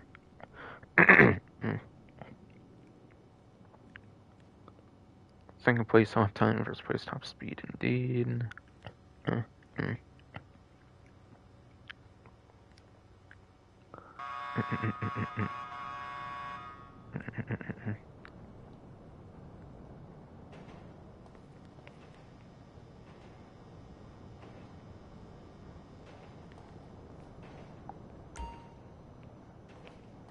Alright, and then you get the Benefactor Shafter V12.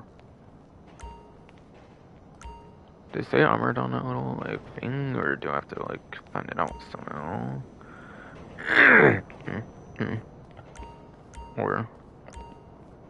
Or do I have to, like, find it out somehow? Yes.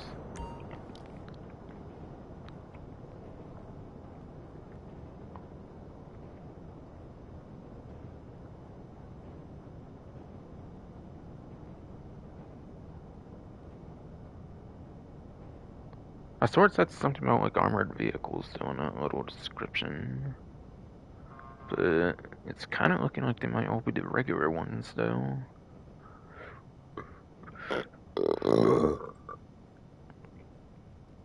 But it does kind of look like it is going to be the regular ones, though, yes.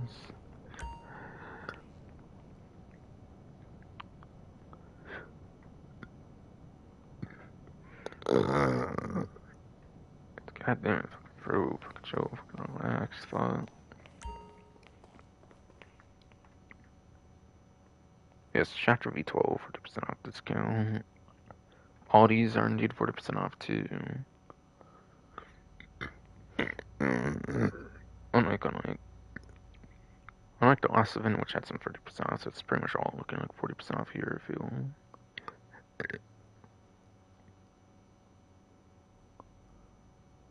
It's like sedan or sports for the V12, I believe. Alright, it's indeed in the sports class for Shafter V12.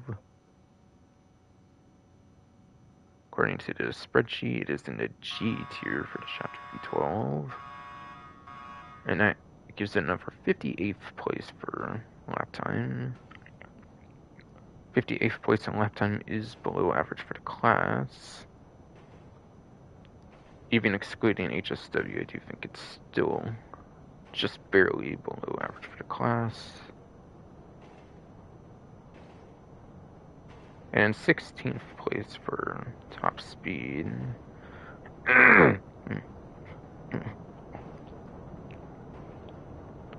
And then 16th place for top speed, yes indeed.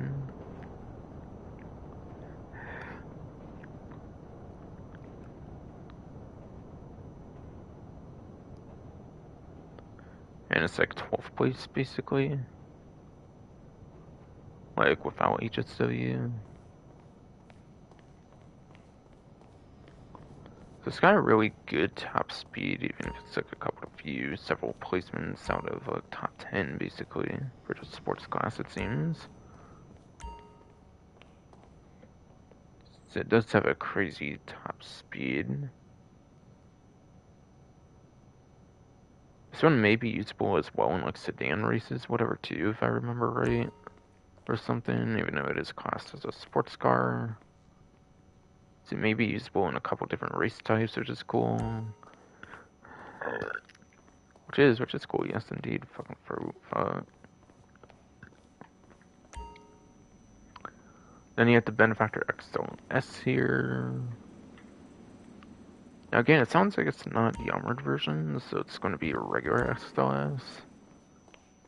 Which I think the regular one might be the one that's like the CO vehicle, I believe, right? I have to turn to CO and stuff to find that out, of course. but that is pretty much fine, I would say, to do.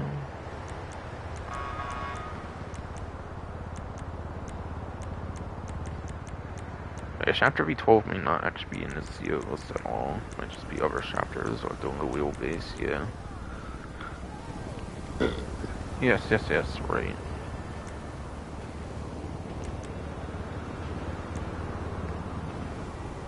Alright, it is indeed the regular SLS that's available for CO vehicles. It is indeed the regular XLS for the CO vehicle, it's not the armored one. So if you do get that, it seems you will get the CO vehicle access, which is pretty nice.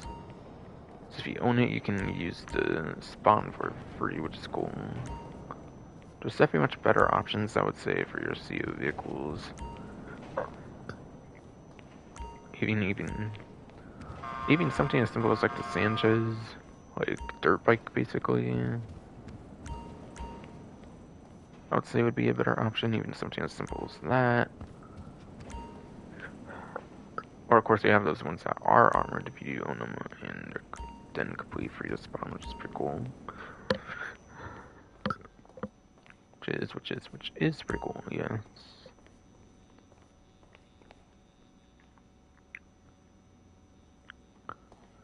Alright, and Benefactor Chapter, low wheel piece here, whatever.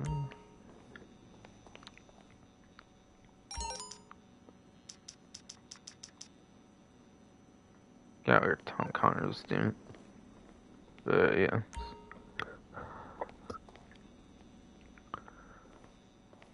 Also seems like this one's not going to be the armored one.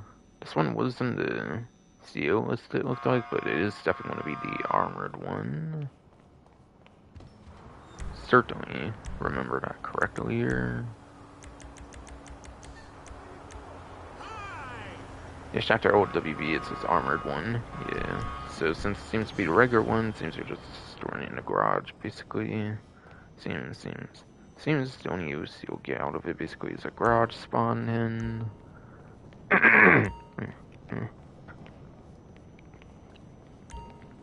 And not a CO spawn, yes indeed. Fucking fuck you.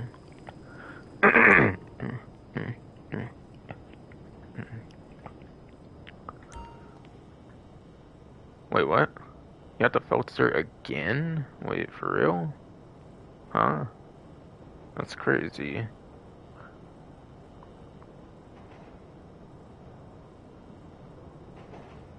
Yeah, you indeed did have the Felster in 2 different showrooms here. What the fuck? I get the Sterling GT, of course. I get why that's there in the 2 different locations, since there's the HSW one and then the regular one. So you also have it for 8th gen and 9th gen, basically. But why is the Felster in this one and the other one, though? I do not understand. I do not and will not understand.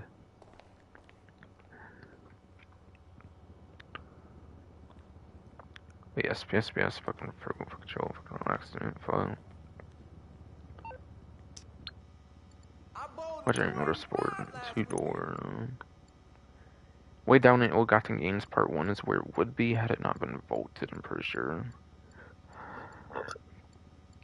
If not the Ill-Gotten Gains Part 1 DLC, it's Part 2 instead, or whatever. Which are noticeably the last 2 DLCs that had the vehicle released in the story mode of the game.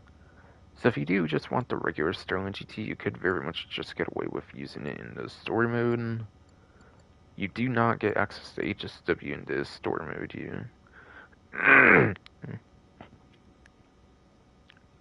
You do not, however, get access to HSW for story mode, though, so you would be limited to the traditional vehicle there, though. But hey, at least it's still available to purchase there, though. And it even has the new customizations you could do in the story mode as well for the from Criminal Enterprises DLC. Those customizations you could do, at least, as long as they're not HSW exclusive customizations, of course.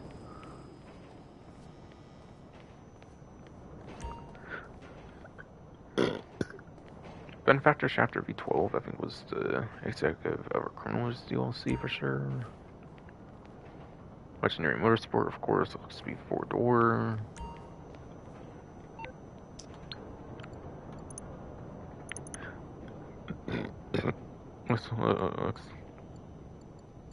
Looks to be 4-door, yes indeed. Okay, Chapter V12, the regular one, actually looks to be available still. Oh, okay. Slash is a discount for armored, but still the same price. It looks like RIP. So it is confirmed. It's not the CO spawn, it's just a civilian one. That sucks. That's unfortunate. The armored one is not actually on discount. You're still getting full price. Just make sure you pay attention to that. Which is funny though, because Rockstar said on that, like, what's new section thing, it said something about, like, armored vehicles. So maybe they just meant ones that do have armored versions, but civilian ones, I don't know. Rockstar's weird sometimes, I feel. Or even a lot of times, arguably too. But it does still seem to be on the vehicle website, at least, on the... It does still seem to be on the vehicle website, indeed, yes, for...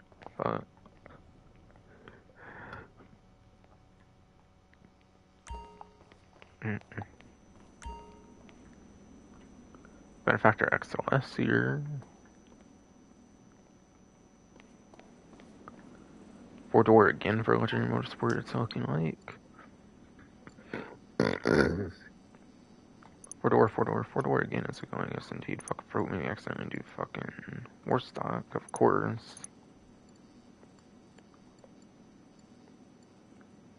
Alright, and yeah, that was Finance Felony, I believe, along with the Windsor drop. And it's not there, unfortunately, which sucks.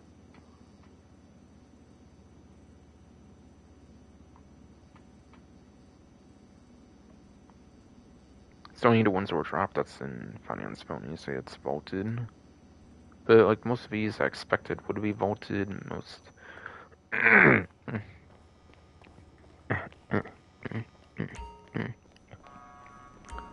Most, if not, like, all of them, I pretty much expect to be vaulted.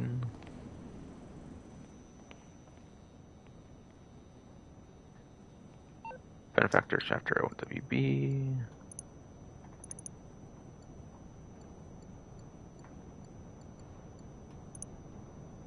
The V12 is available, just not the LWB. It's looking like, though. I was searching 4-door as well. Yes, it is.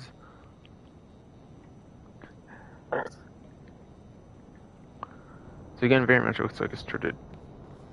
Once again, does look like it's just a traditional one, not the armored one here. For the showroom spawn in particular. And yeah, it's not on the website, so you have to get it here if you want to. Not that's even really a street spawn, to be fair, but yeah. And then again, it's just filter, it looks like, so I guess I do not have to say anything there.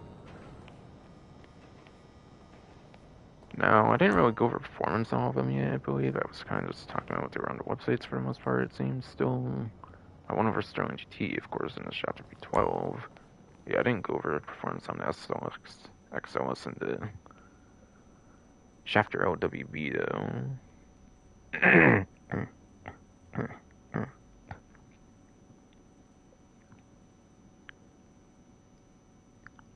So the XLS is actually a SUV, certainly. And yeah, again, the SUV cost has actually been updated on the spreadsheet, which is pretty cool. Very recently, with all the new DLC vehicles and everything.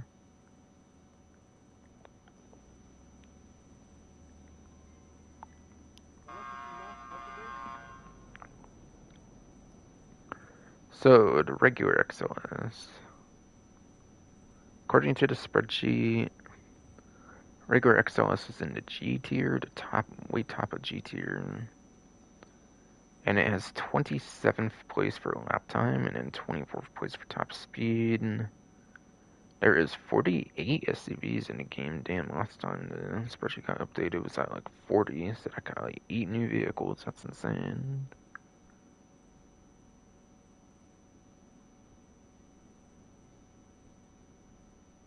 So, it's below average for the entire class on lap time, which is not so good. Top speed, however, is just barely above average since there's 48. It's in the upper half of the first 24 vehicles. Just barely. Literally being the number 24. Yeah. So at least it has that going for it in the slightest, very slightest, I guess. And it is indeed a CO vehicle, as I showed off. It's not the armored one for CO, it's the regular, traditional one for the CO vehicle. So you do get a free CO vehicle that you can just keep spawning for free if you buy it. I'd say this one's pretty nice to own here, and that's why I own a regular XLS. I do, in fact, own both of them too, I believe. One thing worth mentioning, though, one thing worth mentioning, though, yes. The XLS Armored, for some reason, actually has better performance than the regular one, which is like the only case, apparently, where the Armored one actually performs better than the regular one. Realistically, obviously, the Armored would make the vehicle not as speedy in a sense and whatnot. Kind of, I guess. But yeah, for some reason the armored one does perform much better, so it's unfortunate that there's no way to get the armored one right now. But that's something I learned recently when watching the video, and then now it's all updated on the spreadsheet now for viewing 6 there too, which is cool. And it's after LWB, I see this one being in sedan class. Apparently the V12. Apparently V12 was in the sports class, yes. But yeah, this one very much is in the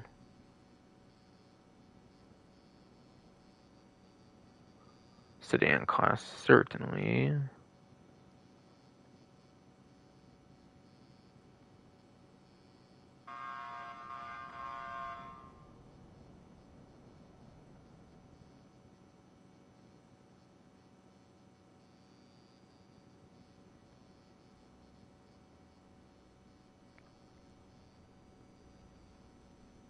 Okay, I see the armored one's listed in sedan, so is it somehow sports for the regular one? I'm not sure.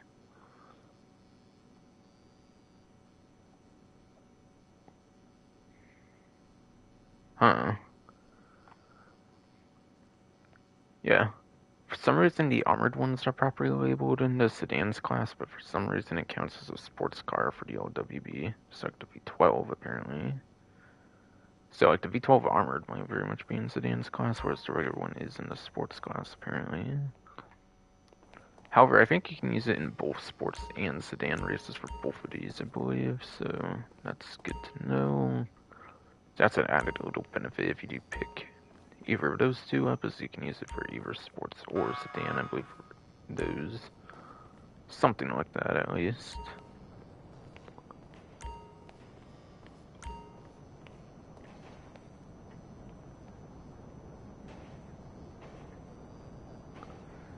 But anyways, the performance for the Chapter LWB, it is at the bottom of the L tier.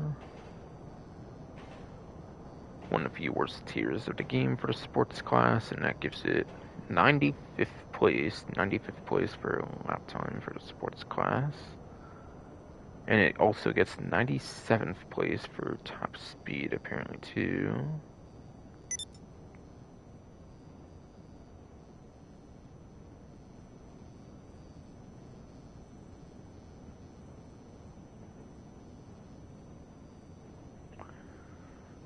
Which is way below average for the entire class, because again, it's meant to be a sedan, I'm pretty sure, but for some reason it's classified as a sports car vehicle. At least they kind of got the class in right, since the armored ones, I believe, are in the proper class, though. Since the armored ones are in actually the proper class, though, apparently. So it's not like other vehicles where they completely botched the whole class, I would say, like the Streeter, for example, which probably should have been SUVs instead of sports, honestly. honestly, but yes.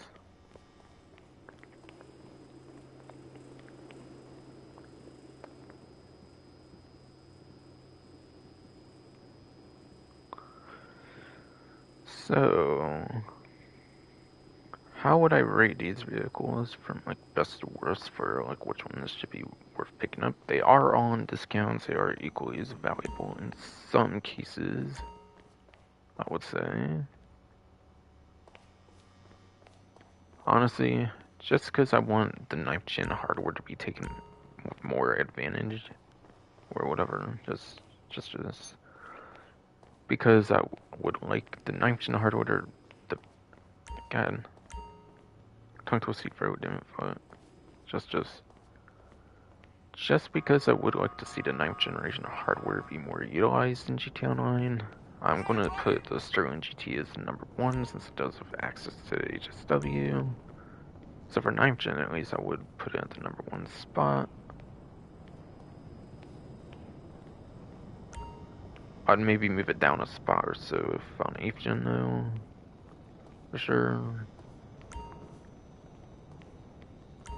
Honestly, at the number 2 spot, I'll probably have to put the XLS here since it's a CO vehicle.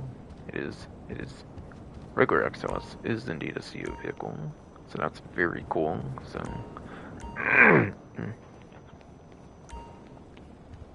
so that is very cool. Yes.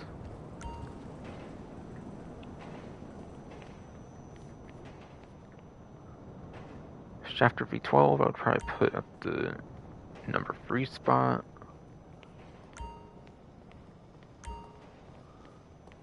So I'd put it in like the middle, like the average spot, basically. Since it has some pretty crazy good top speed for a sports car vehicle, which is more so of a sedan. So that's honestly pretty fun there. So that is honestly pretty fun there, yes. Number 4 spot, I would put the other Shafter to Shafter OWB. It's not the armored one to where I almost want to put it in the 5th place spot for the worst spot, just because of that. It's put spite towards Rockstar, but still. Honestly, I would maybe on 8th gen put the Sterling GT down to number 4, honestly, as worse as, since it is available in story mode after all. And then, last but not least, the worst one I would say for sure is basically the Feltzer being a day 1 2013 vehicle. You can literally just find it on the streets. You can literally just find it on the streets, yes.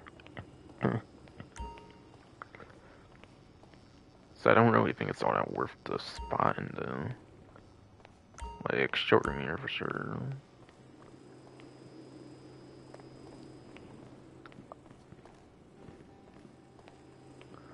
So without all the explaining this time around, best to worst. Number 1 being best, 5th being worst, basically.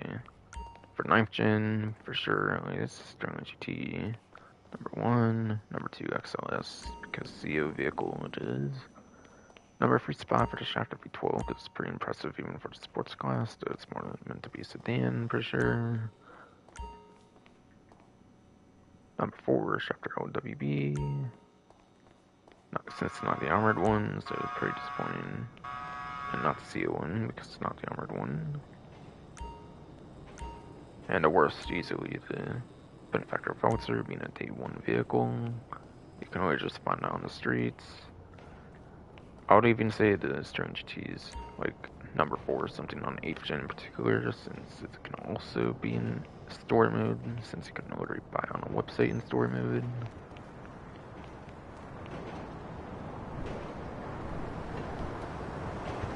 Alright, almost 2 hours stream, damn. I'm actually being quite better on this stream, just because I'm putting more effort into it, I guess, kind of. Or something. For a reason, or reasons, or something. I guess.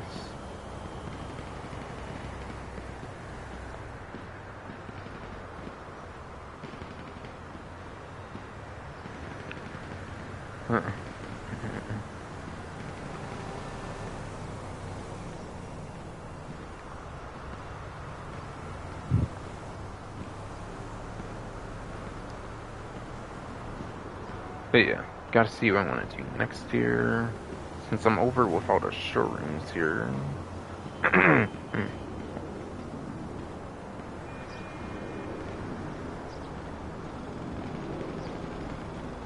Yeah, for sure, I already checked for all of them on the vehicle websites, yeah. So I pretty much finished with all that, it seems.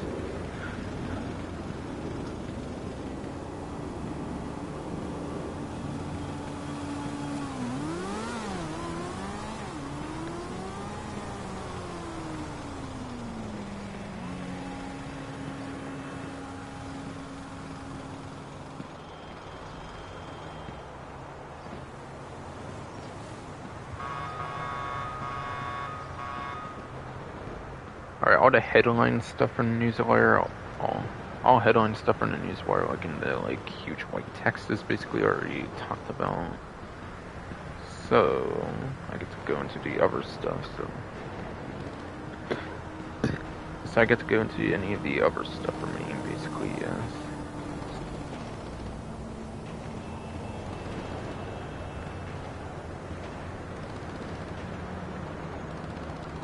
I'll show the Kyle Perico series in game since I am in game now. That's right. Might as well, I guess. Yeah, I'll start with Kyle Perico.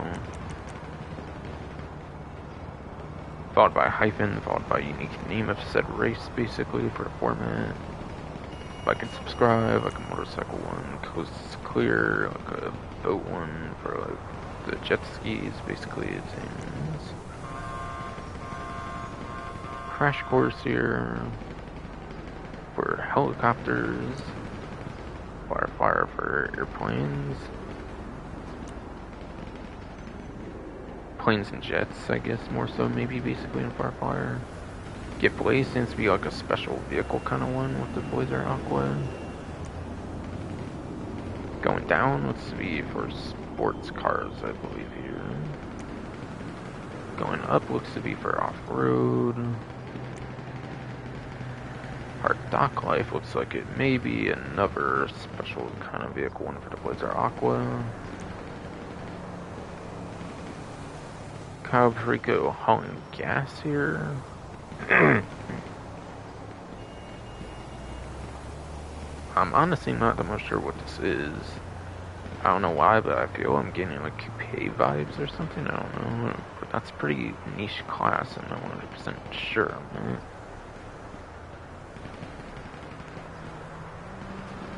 Oh well, whatever. And Paradise 1 here is gonna look like, looks like it's once again another off-road one. I don't know, one might be a coupe or some interesting different class than your usual type. So there's definitely some pretty fun ones there. So Kyle Perico is honestly one of the better ones if you want to get a bit of variety thrown into the free times. It's not like it's locked to like land race or like air race, like sea race or something like other types.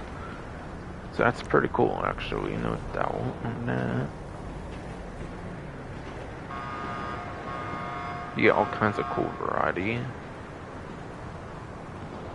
on like all the 10 different ones. I thought it would more so be like 7, but apparently it's like 10 here, which is pretty cool. A lot of choice, if like only a couple duplicate classes, it looks like for the defaults, if you can change the classes on any of those even.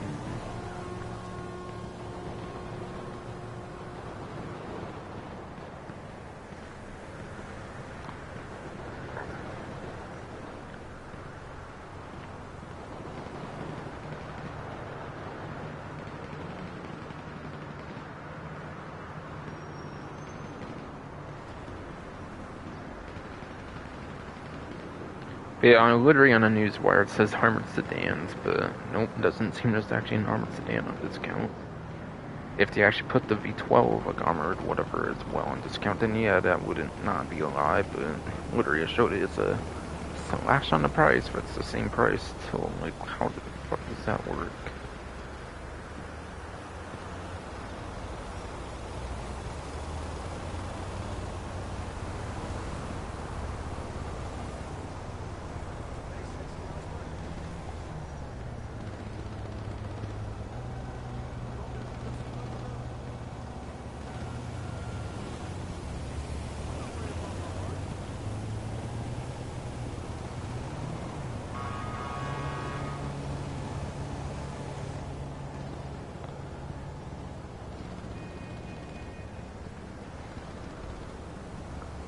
Okay, there's actually a couple more money opportunities actually that were not mentioned yet, and one I actually should have went over already on like one of the types of time trials actually.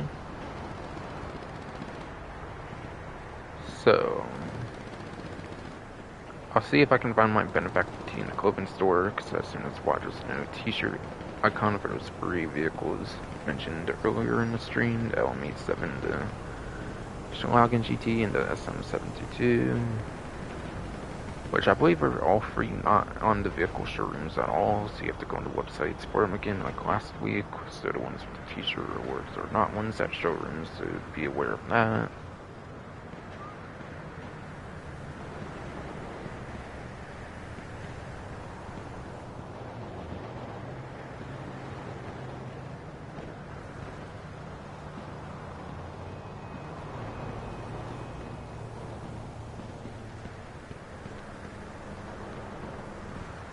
So I guess I did actually need to go somewhere, I guess, here.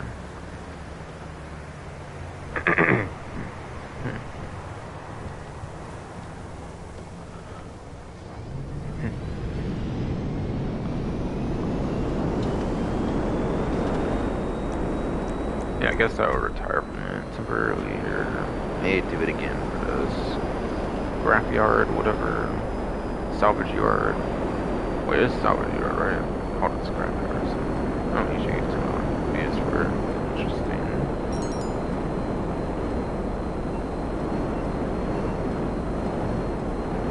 It was that text from Gerald. It was about his catch or something. Or, okay, no, it was his contact missions. That's right. It was around here, apparently. Oh, yeah, I was simply going to a clothing store. I'll go to my favorite clothing store, why not? Why not? Why not go to my favorite clothing store? Yes.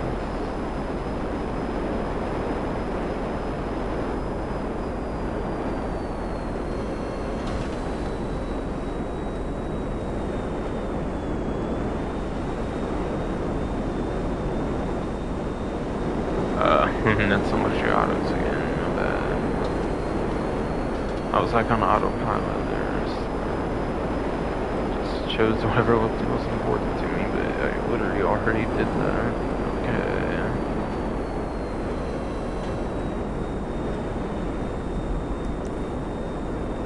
I'll probably still be there, I imagine. When I go into clothing stores, it's not full on interior, so it should be fine. I may leave that for a while still, so maybe I'll do it after this, so, or something.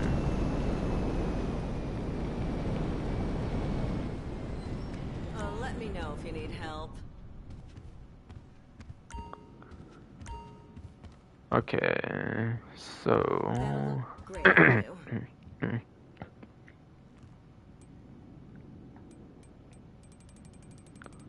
Yeah, I would have to go for special tops. So there's a star on it, but no stars on the category is weird. But no. Stars on the categories, yes indeed.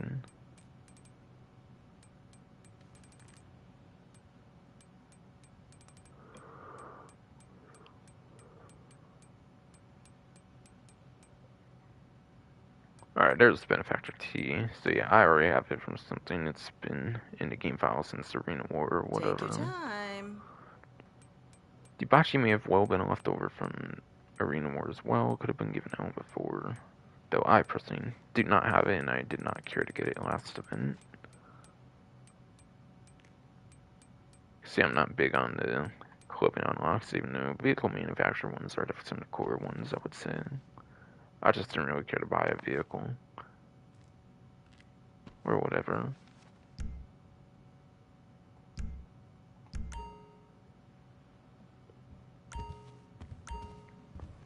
So, Make sure that's you probably get why mine had no, like, icons on them then. Indeed.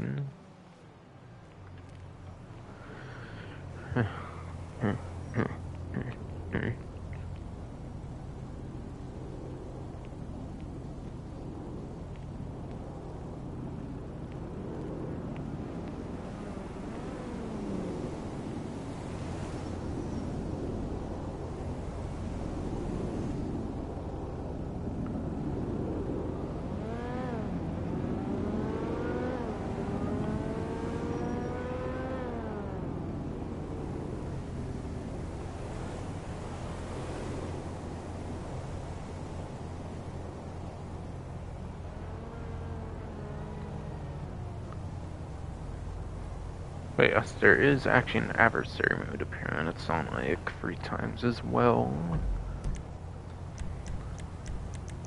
It is also one of those like monthly ones that are not usually available. I mean, it's not entirely, since there are ones that do have maps in like the interiors. One of those modes has like interior versions from like Bunker, Diamond Missile Base, which is going to be right below this. Every bullet counts. So you have the Bunker version, which is more permanently available. You have the Diamond version, which again, more permanently available, much more permanently available. Then you have the regular maps, the outside maps, the 4 of those. First one for Rockford Hills, second one for Grapeseed, third one for West Vinewood, and then last but not least, fourth one for downtown Vinewood.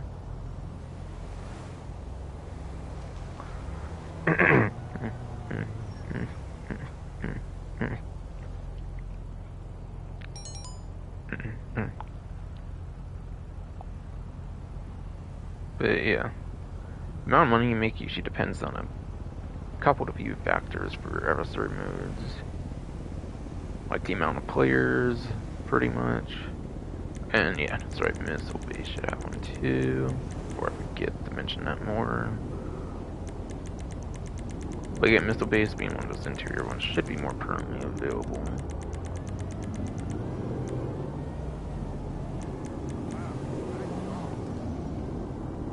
But yes, every bullet counts. So, players seems to be like at least 4 players, like exactly 4 players for the outside versions at least.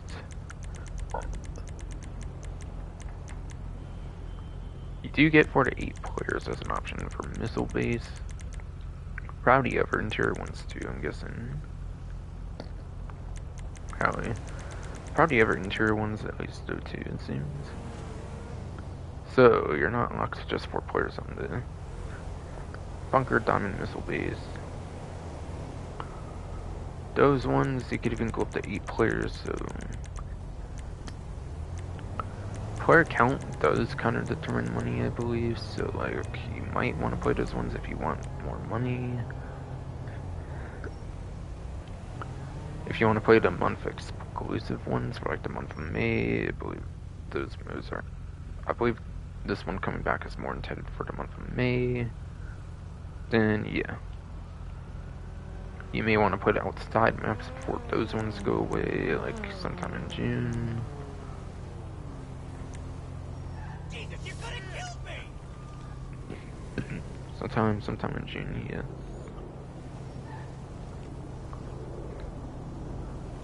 And then, yeah, amount of rounds determines kind of the amount of money you can make as well. How long the mode can last, which, trust me, if people suck with making shots with the, like, yeah, people suck with making shots that could see this mode last a little. In the longer side, it could see. But at the same time, you can also just whip characters with it as well, like a pistol whip, basically. So honestly, even if people do miss their shots, it might not exactly be the longest kind of game mode. It might be nowhere near the longest game mode to play for money making. Hey there, stranger. Nice one. So it could be a little more on the quick side, believe it or not. Thinking of it that way. It's what I wanted to. Watch it. That is wrong.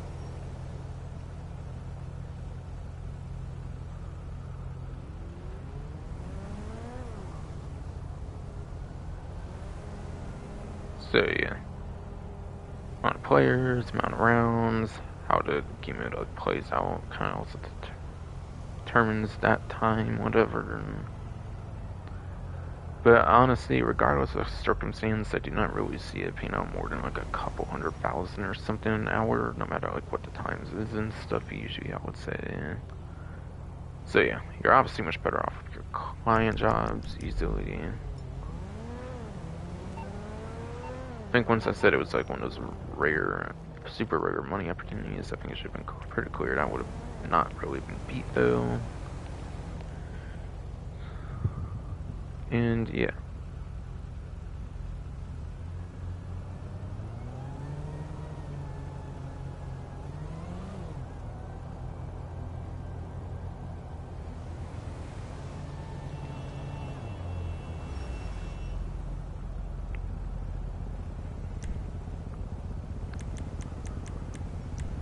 I might not show this here, but yeah, just to verify that free Terabyte client jobs is indeed a weekly challenge for that usual 100,000.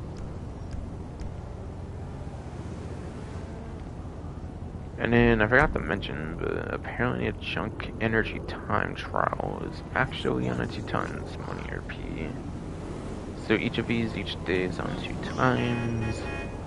I think it normally pays like 50,000, so on 2 times it would instead be like 100,000 per time, which is nice. So you can make like, doing it each of like the 7 or so days, you can make like $700,000 on it, basically, which is nice. Maybe I'll have to do it on stream then for that reason.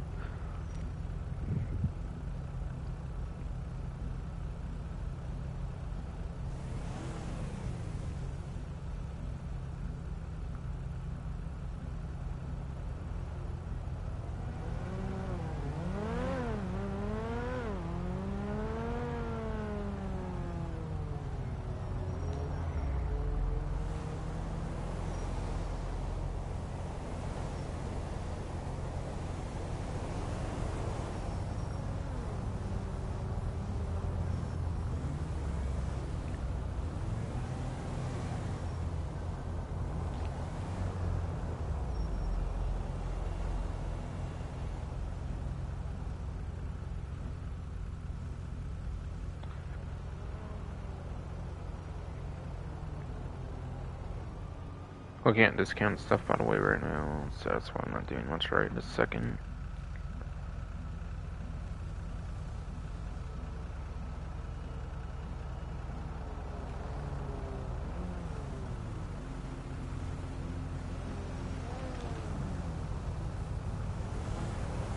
Alright, so it looks like a couple discounts, the gun van, that's pretty much it.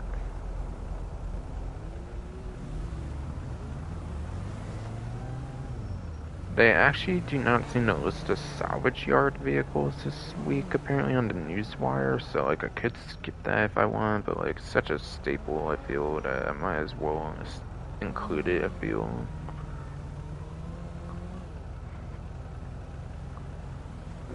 Maybe I will, maybe I will not, because Rockstar themselves do not even... I never really truly understood why they even bother mentioning that anymore, unless it's like a flammable vehicle, I feel. But still.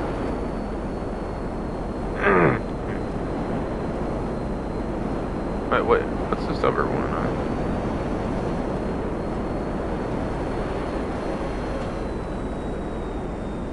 Secure a car, or what? Yeah, security van, like the armored truck thing, basically, okay. Interesting.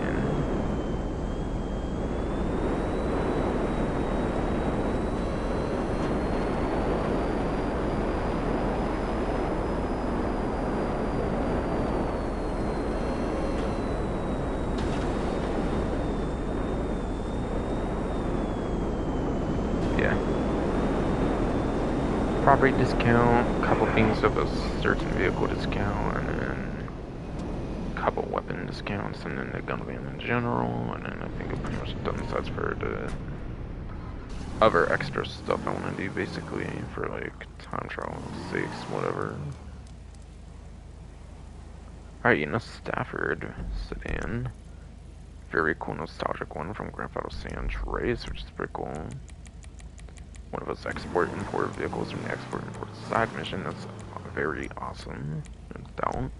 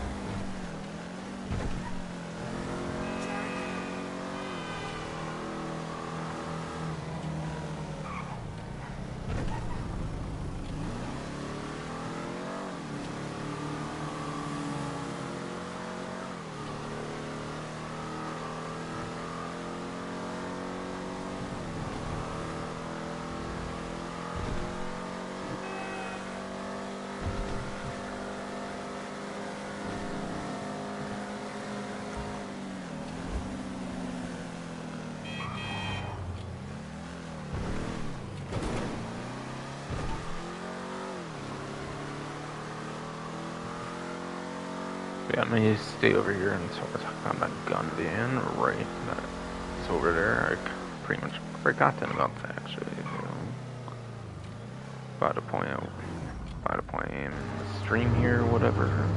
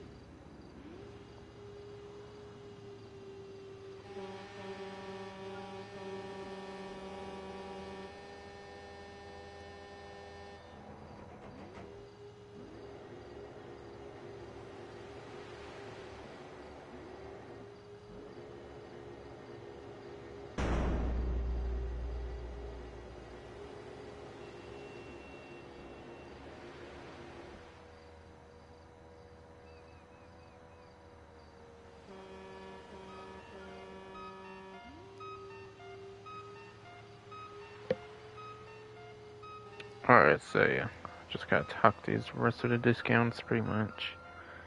And I may eventually include the salvage yard vehicles where Rockstar themselves did not list them, so... Alright, so starting off the property discount this time around, it would be for the Dynasty 8 Executive website this time. So I got to go to money services then for that one.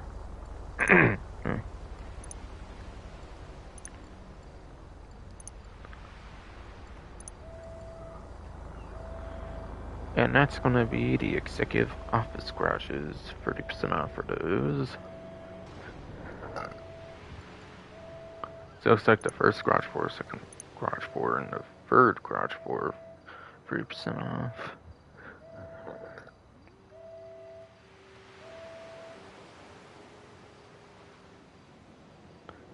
Does not sound like modifications, like renovations or any of that are going to be on discount.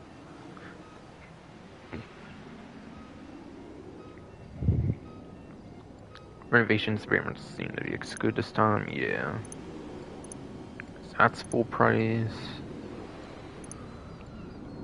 And like that's full price, for example. It looks like just the basic garages themselves. But still, that's 60 vehicle slots. It's even better than last week's 50, which is crazy. So, wow, the vehicle storage went pretty insane when it comes to vehicle discounts. Not that one this time. Decent last couple of weeks. It's pretty good property discounts last couple of weeks. Not gonna lie. Yeah. Can I yeah, it seems I have to choose one I own, or no, that's agency, my bad. But, yeah, it's not letting me in there, it's for other ones regardless.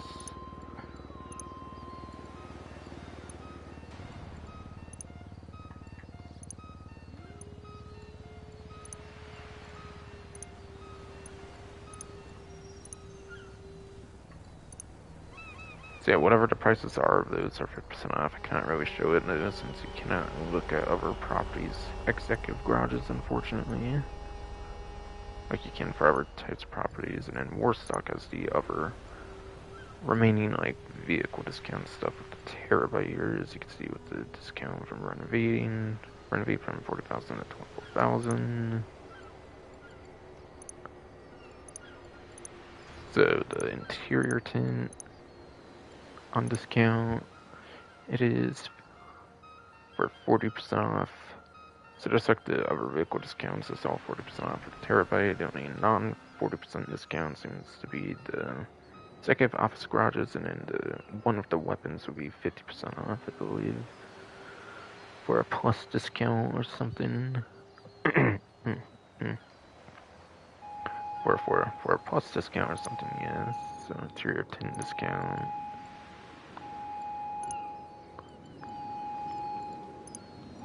Interior decal discount, apparently.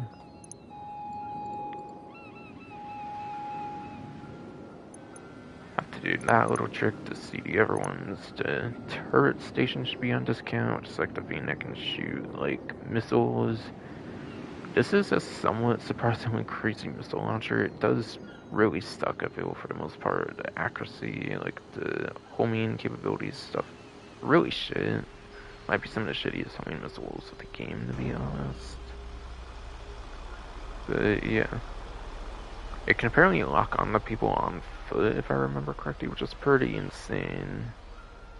So you might even be able to lock on like NPCs on foot or something, which could be pretty interesting with this.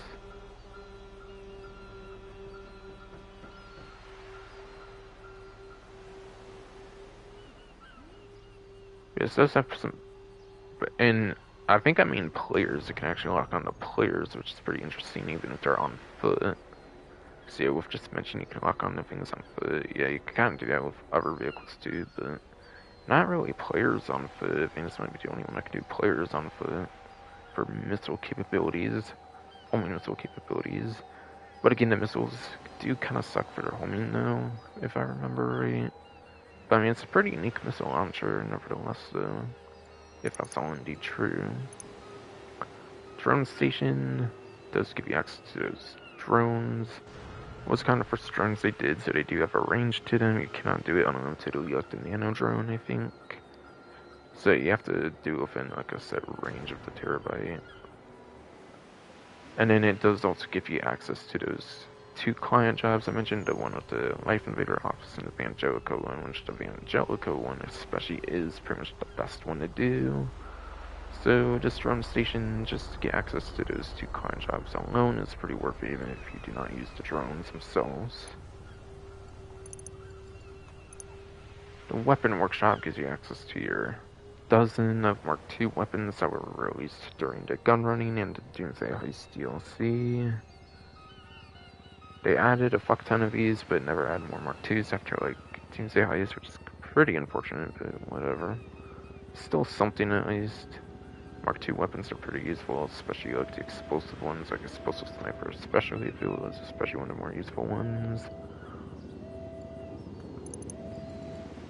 Specialized Workshop is the only place where you can customize and store the Pegassi Oppressor Mark II, which people complain a lot about this vehicle, for sure. Yeah, people complain about this vehicle a ton, so it's obviously super good in a lot of ways when it comes to combat capabilities. So yeah, very good there. All out should be 40% off for the stuff I cannot click on in full. I mean, I kind of can, but yeah.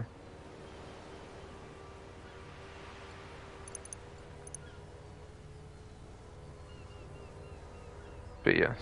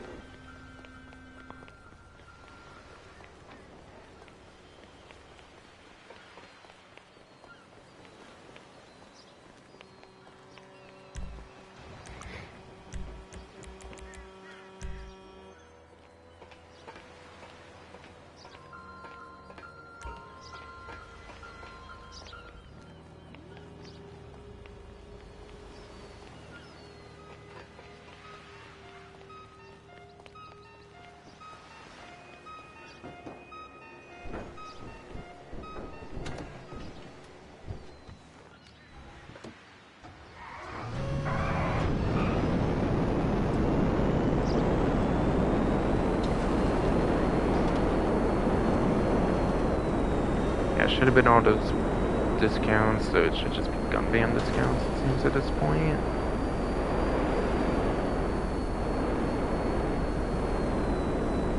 And like the whole lineup in general, too.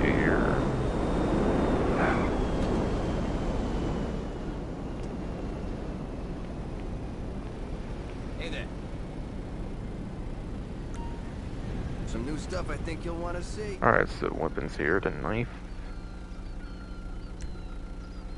The knife, as you can see, does have access to liveries. Land a blow with that? There's the one Flames livery, I believe, for the survival, like one of those survival tier challenges if you are on the 9th generation version of the game.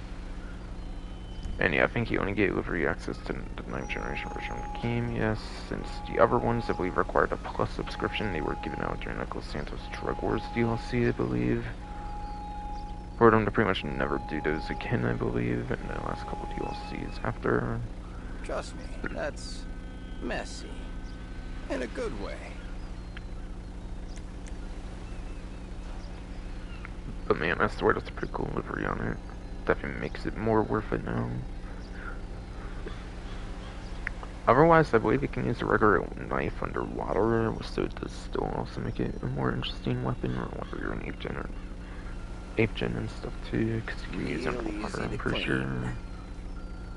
Service carbine, even with the new one, it's like the second latest assault rifle edition. Even with the new one, it's still pretty much the best. Or wait, hold on, is this a discount? I think it might be. Oh right, yeah, it's a discount. Okay, let me not mention it in full. Yeah, I'll get back to that then.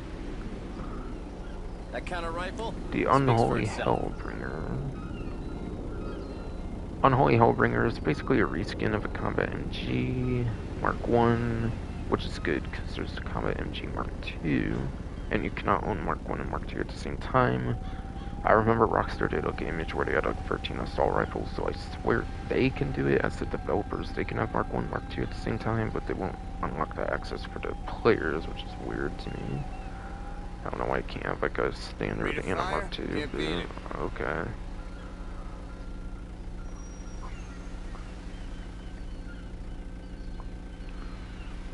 But yeah, it's basically a reskin of the Combat MG, and Combat MG is pretty infamous for having the no recoil, like first person aiming, like shooting basically. So if you aim in first person, it will not like go all over the place since there's no recoil. In that case, apparently. So literally, you can shoot completely straight like all the time with it. Basically, if it's anything like the regular Combat MG, which it is a reskin, so it probably should be. Unless that's like the one thing that's like vastly different or anything. So yeah, it's probably a pretty good weapon for the most part. And yeah, there's no reloading on this too, so it could be even better than the Combat MG Mark 1 too. Sights for the bright red, like a laser tracer kind of things, basically. Pistol point 50, one of the more powerful pistols of the game, not counting like single shot pistols, so it is one of the more powerful, like, multi-shot pistols. That's not a single shot one, basically. Pretty good. A lot of my clients have that as their backup. Pretty good, yes indeed here.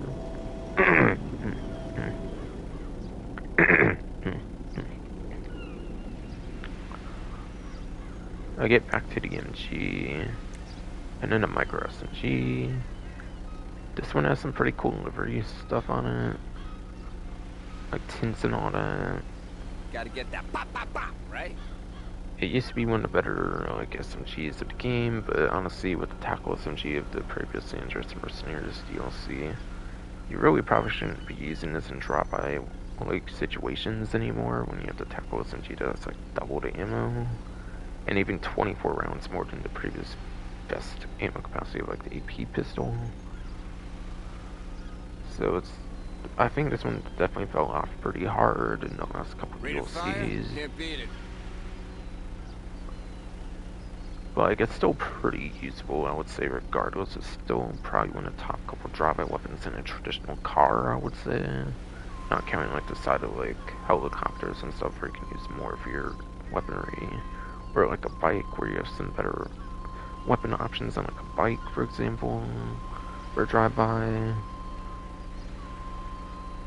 It's a pretty interesting one there. I'll not be beaten on automatic weapons. That's what you want? You're in the right place.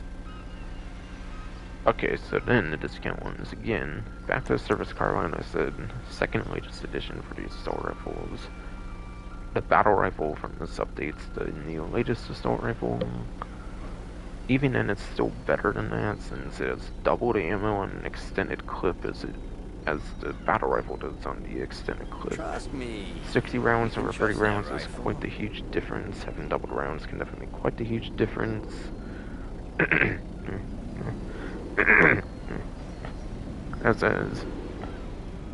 As you could probably expect, yes indeed.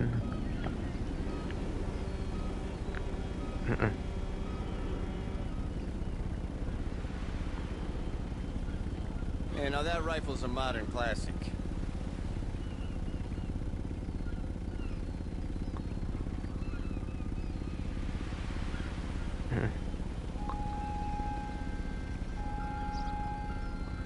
But yeah. This is still pretty much the best assault rifle. The reason battle rifle's so That kinda bad is rifle because of the ammo speaks for count itself. on the extended clip. Doesn't really make up for the ammo for on the extended clip. It really does not make up for it for the most part. The only thing the battle rifle I would argue does better, and I haven't even tested it myself, so I'm not sure if it's true, but from what I've heard, apparently it uses a higher caliber Trust bullet me. where it can actually You can shoot trust that 2 rifle. headshots at a time.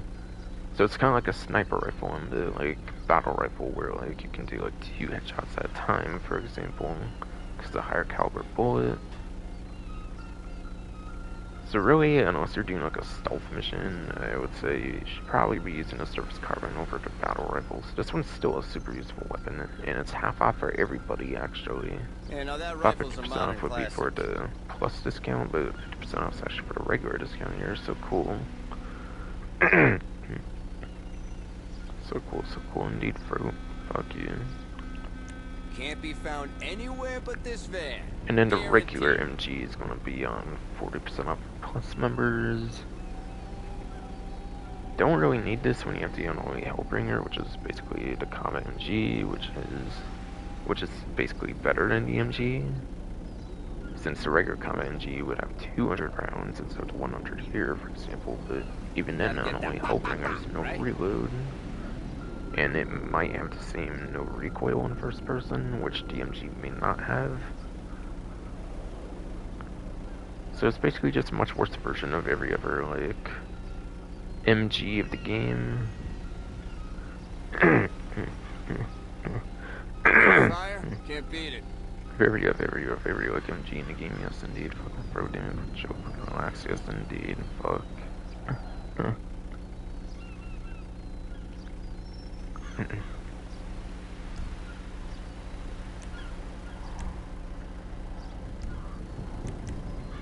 But still, I assume it could be okay enough at least. I'll not be beaten on yeah. automatic weapons. Probably not a That's weapon what you'll you use a want. lot, You're in to the be right honest, so. place.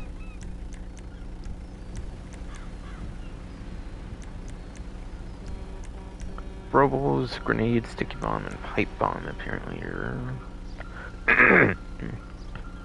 Grenade, sticky bomb, and pipe bomb indeed here, yes. Primers included. Yeah, grenades basically your basic explosive robot.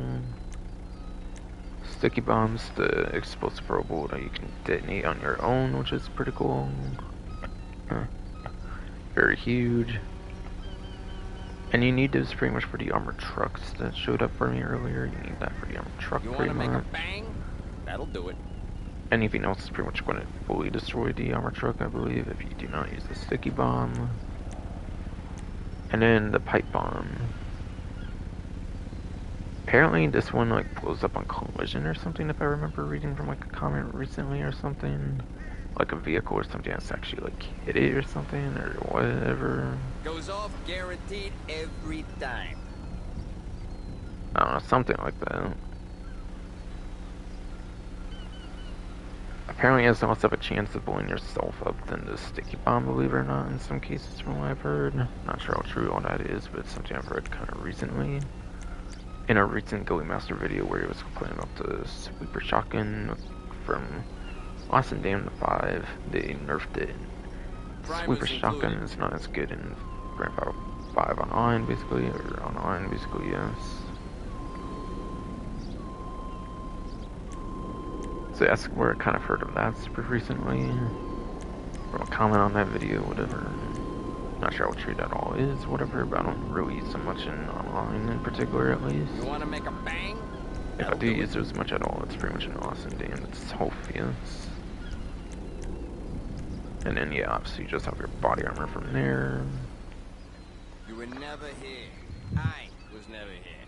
And that's pretty much it for the most part here. Since I'm here, I might as well do the HSW time trial, I would say right now.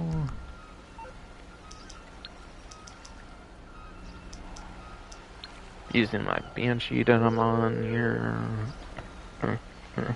I can't. Not able to do that there, apparently. Okay. Using the Banshee I'm pretty much on, yes indeed. Focus. How about here? It's kind of on the train tracks, so maybe not still. I might have to go more over there or something. You calling for some wheels? Okay, I can actually do it. Johnny on the spot. I'll hook you up. Actually, remember where it was this time. Cool. I'll bring it to you.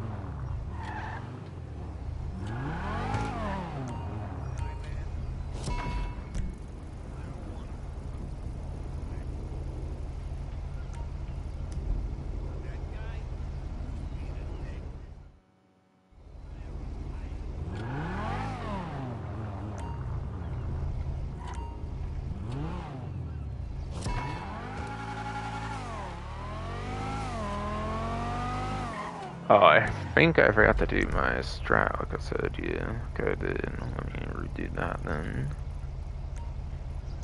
Once I get the destination on there proper. Cannot believe I forgot to do that. That was really dumb after how much I literally already said that on the live stream or whatever, but still. To be fair, I have been powering through this for bullshit, so I've not been repeating as much, like in older times, I feel. At least, yeah.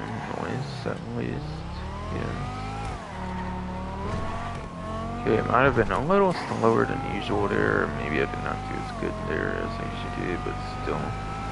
With this better route, like, you have a lot of time left over filling this one in particular because of that, since the normal route is obviously so bad.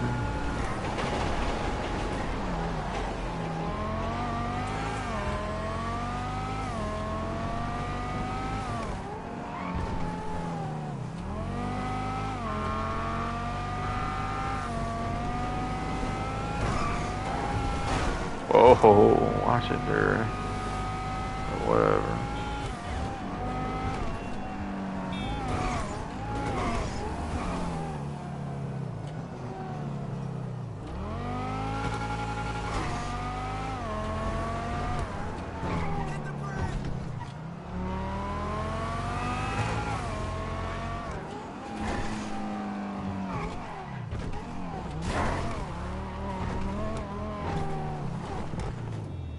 Alright, I not triggered the stun camera there, which may help, which is nice.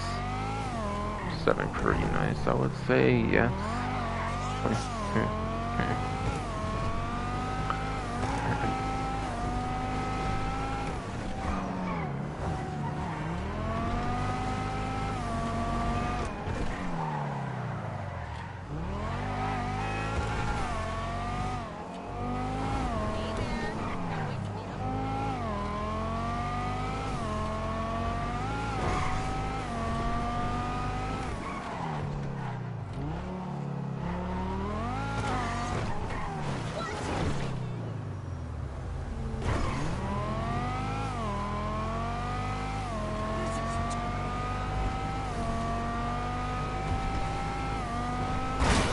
Damn it, go! What are you doing, you fucking dumb character?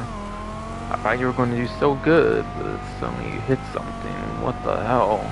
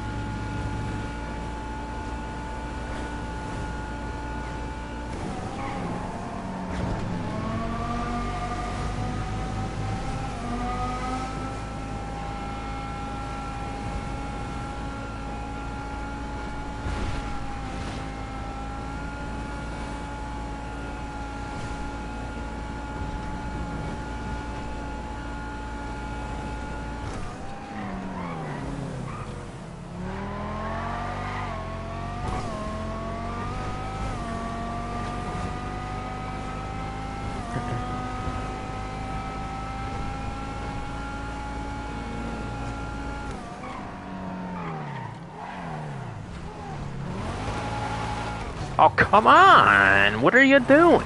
Go! Are you serious? I'm gonna have to redo this. What? Are you fucking serious? How? How, though? That one usually goes so fucking good. Fucking dumb banshee, bro. What the fuck? Really? That's ridiculous. So come on. I'm marking right away before I even started. That just understandably pissed me off there. What the fuck? God, that's bullshit. What the hell?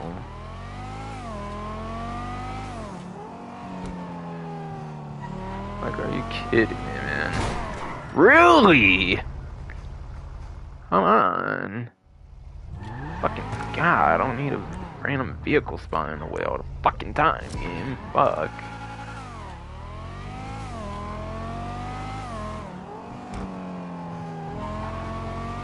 Jesus, that's ridiculous.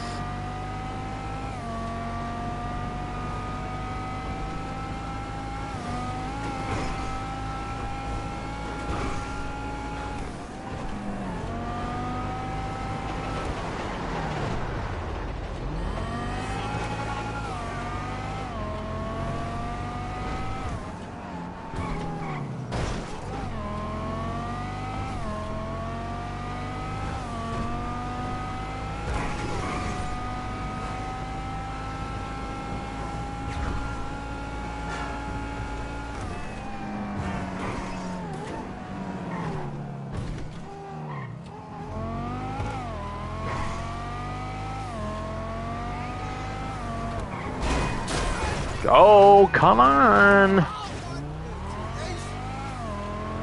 I did not expect that. Come on, no.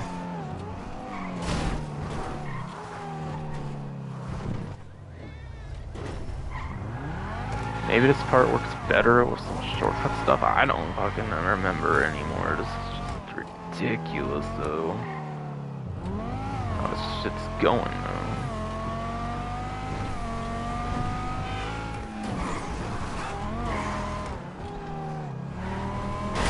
Come on! Okay, I'm redoing that.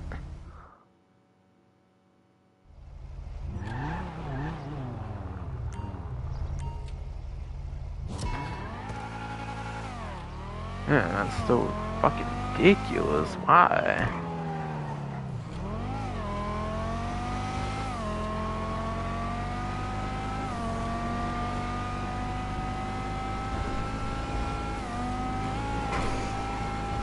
Man, it's so impossible to predict this piece of shit recently, though.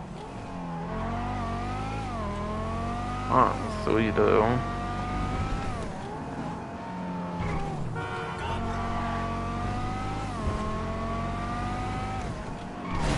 God, let's go! This is seriously getting fucking ridiculous. Let's move.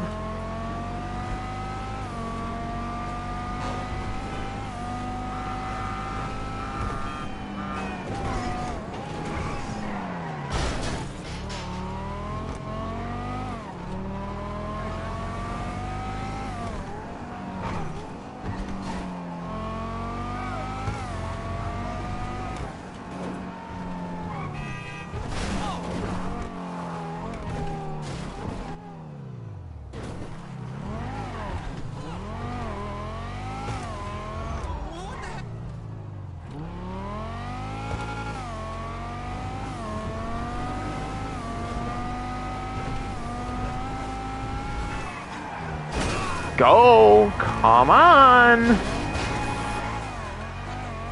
Fuck.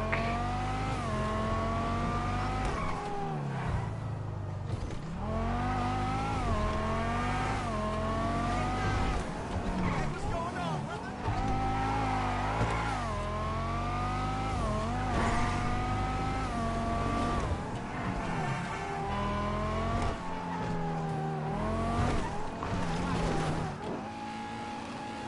Ah, come on. Feels like a worthwhile shortcut to me, at least. Why I'll always do it! Come on!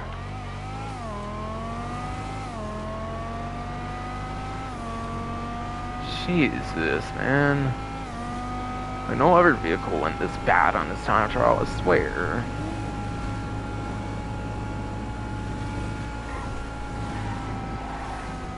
God. Look what you made me do, character. Fuck.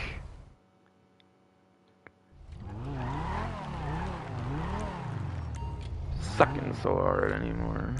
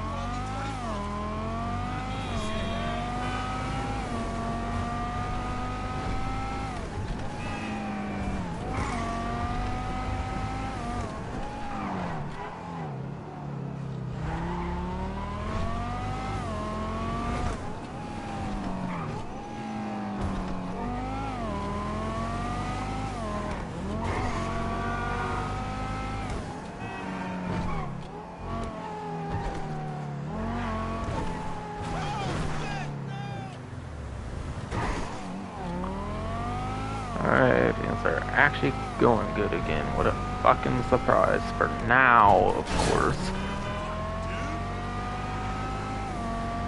For now, I digress here again. Fucking game. Oh yeah, shit, that's just fun as hell. Let's fucking go. Hey.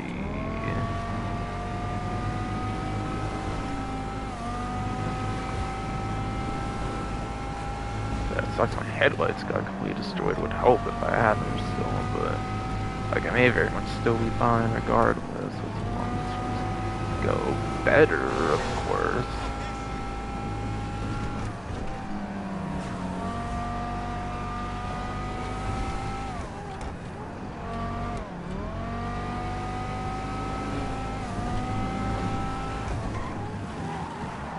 Oh, jeez.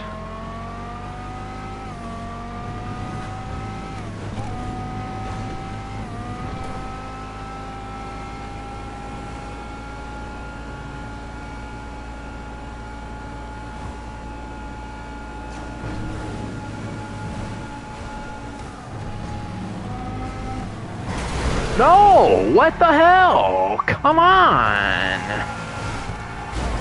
Go! What the hell? There's like a big vehicle here, so I mean, what the shit?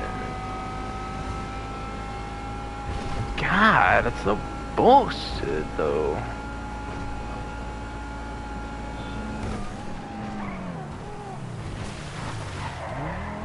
Stop trying to spin out again. That's what happened last time. I feel ripped and everything at the end.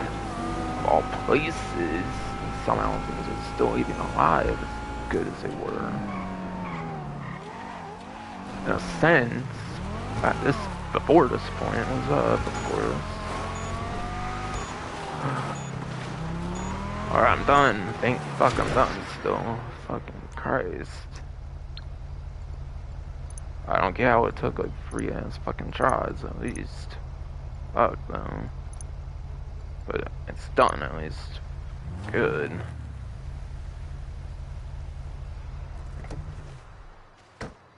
No headlights and it still did it. Let's fucking go. Barely though. Barely. Barely though, yes indeed. Alright, $49,621,143, okay.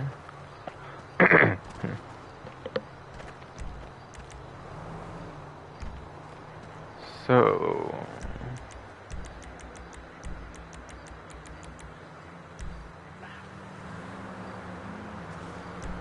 Sure.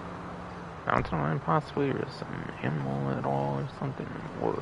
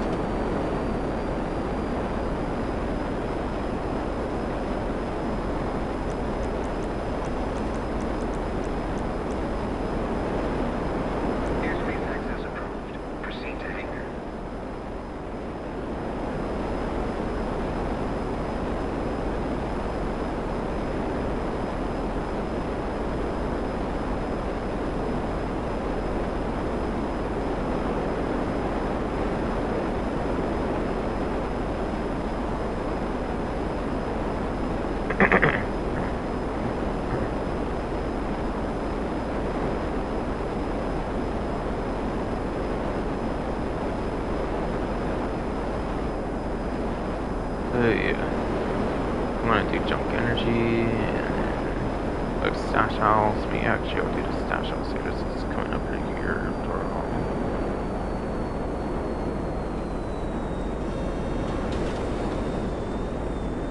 And I'm only doing junk energy because it's on 2 times, by the way, because usually I do not include that anymore. I'm just Android's mercenaries.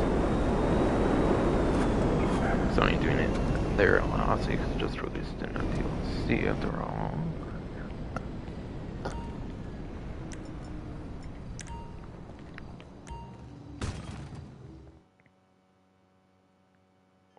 dickhead! Get out of here! The lost will fuck you up! No way out You're now! going nuts!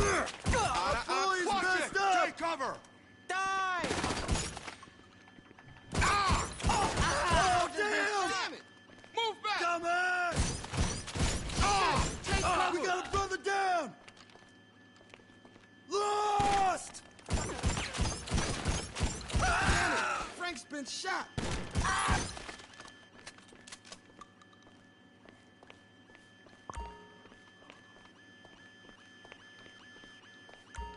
Alright, gotta find that combination here.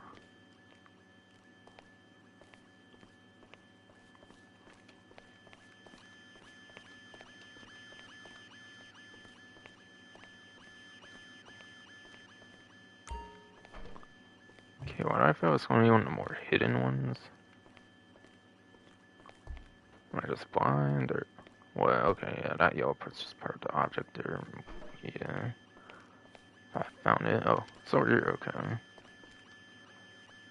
Man, I was not expecting to put it there, so yeah, I almost felt like it was going to be on a wild goose chase. But thankfully not. 241081, okay.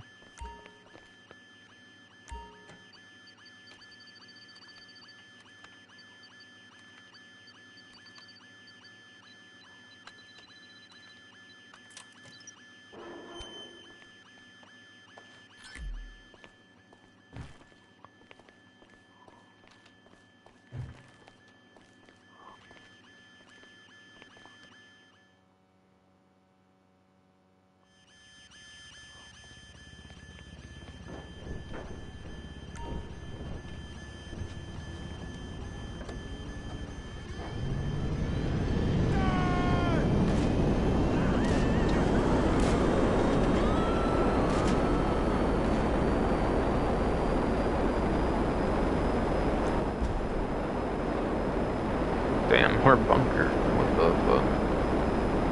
Swear. I've only been getting bunker if I'm like out of stuff. I mean, my MC supplies have been. My MCs have been all getting like text messages, so I don't know, maybe that's why, I don't know. Weird. I swear I found a bunker the last couple few times, so yeah, I don't know, maybe all my bunker businesses are full, I don't know. I've not really grinded the game much though for those. I'm not sure outside of the streams though, so I'm not sure what's so much different though. In that case, I don't know. Shit.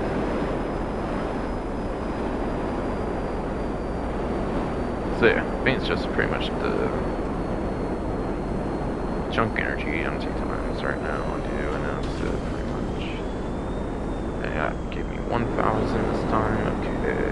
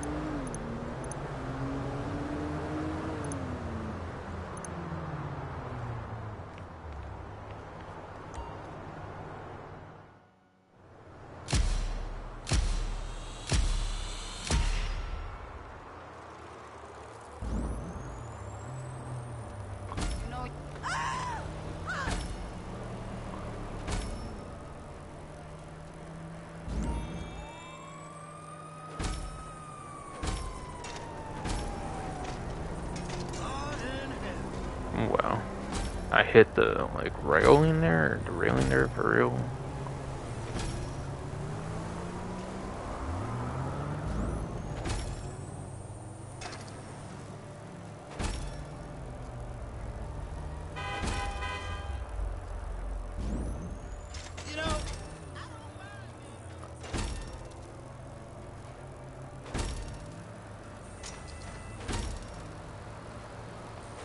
NPC, you kind of distracted there, like a little tad, not gonna lie. I left a sound on you ain't shit.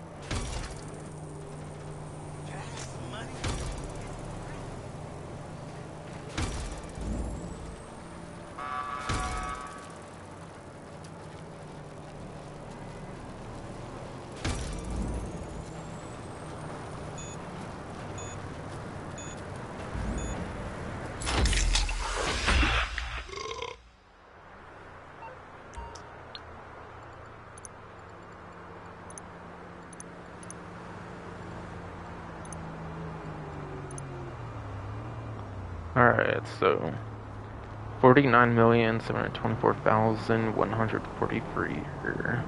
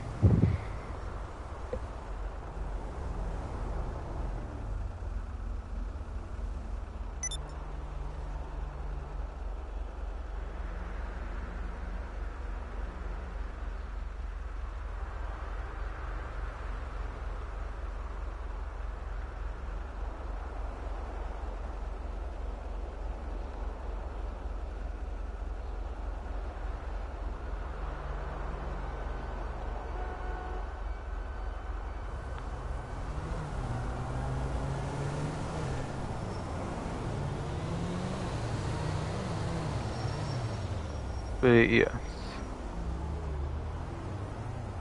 I definitely believe that's pretty much it here for this stream here.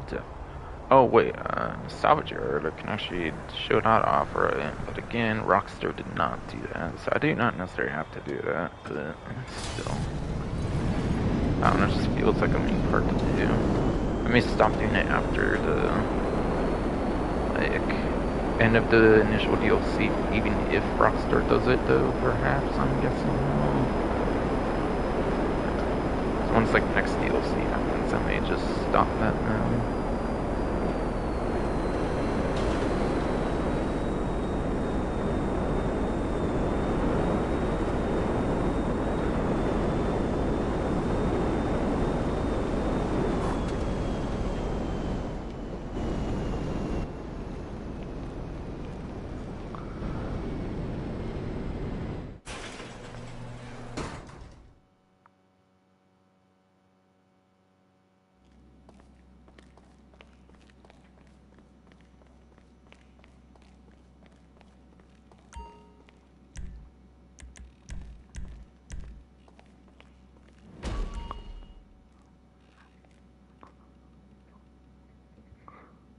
Alright, so this Dean is Paragon R from the Diamond Casino Resort DLC, apparently. Here.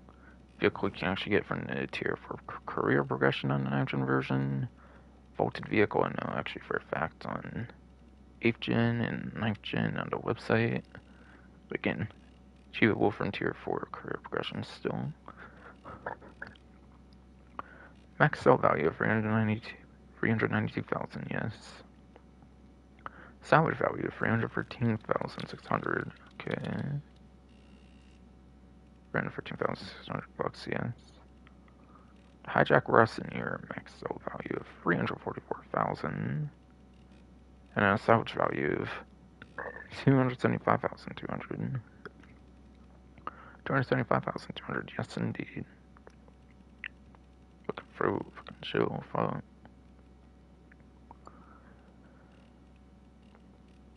That one's from like one of those very small time like DLCs, whatever, like the special, like Cunningston special vehicle circuit or something like that. I forget. It was either that one or some similar DLC, I believe. And then last but not least, Vapid Hustler. Very iconic vehicle there from Grand Theft Auto San Andreas, where it was like the vehicle of a like character you would date, whatever.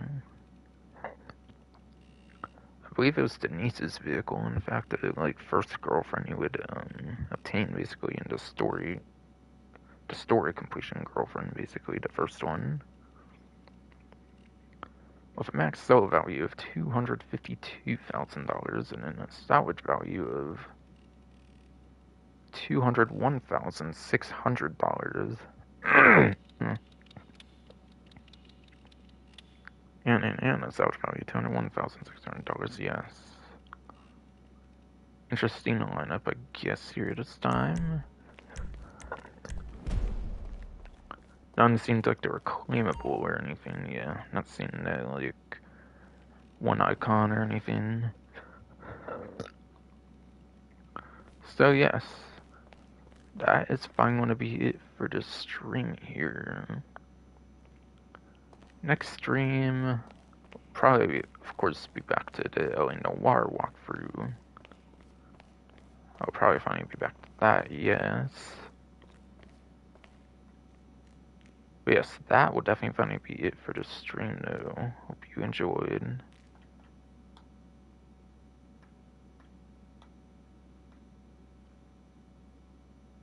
Or, hold on, actually, let me make sure everything looks correct here. Whatever.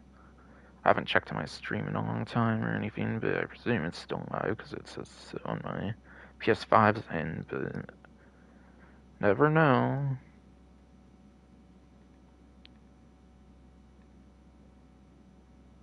Alright, yeah, looks fine still, obviously, but never know again. YouTube can be drunk sometimes. But yeah. That will definitely be it for this stream though again. LA Noire part walkthrough probably next. Hope you enjoyed.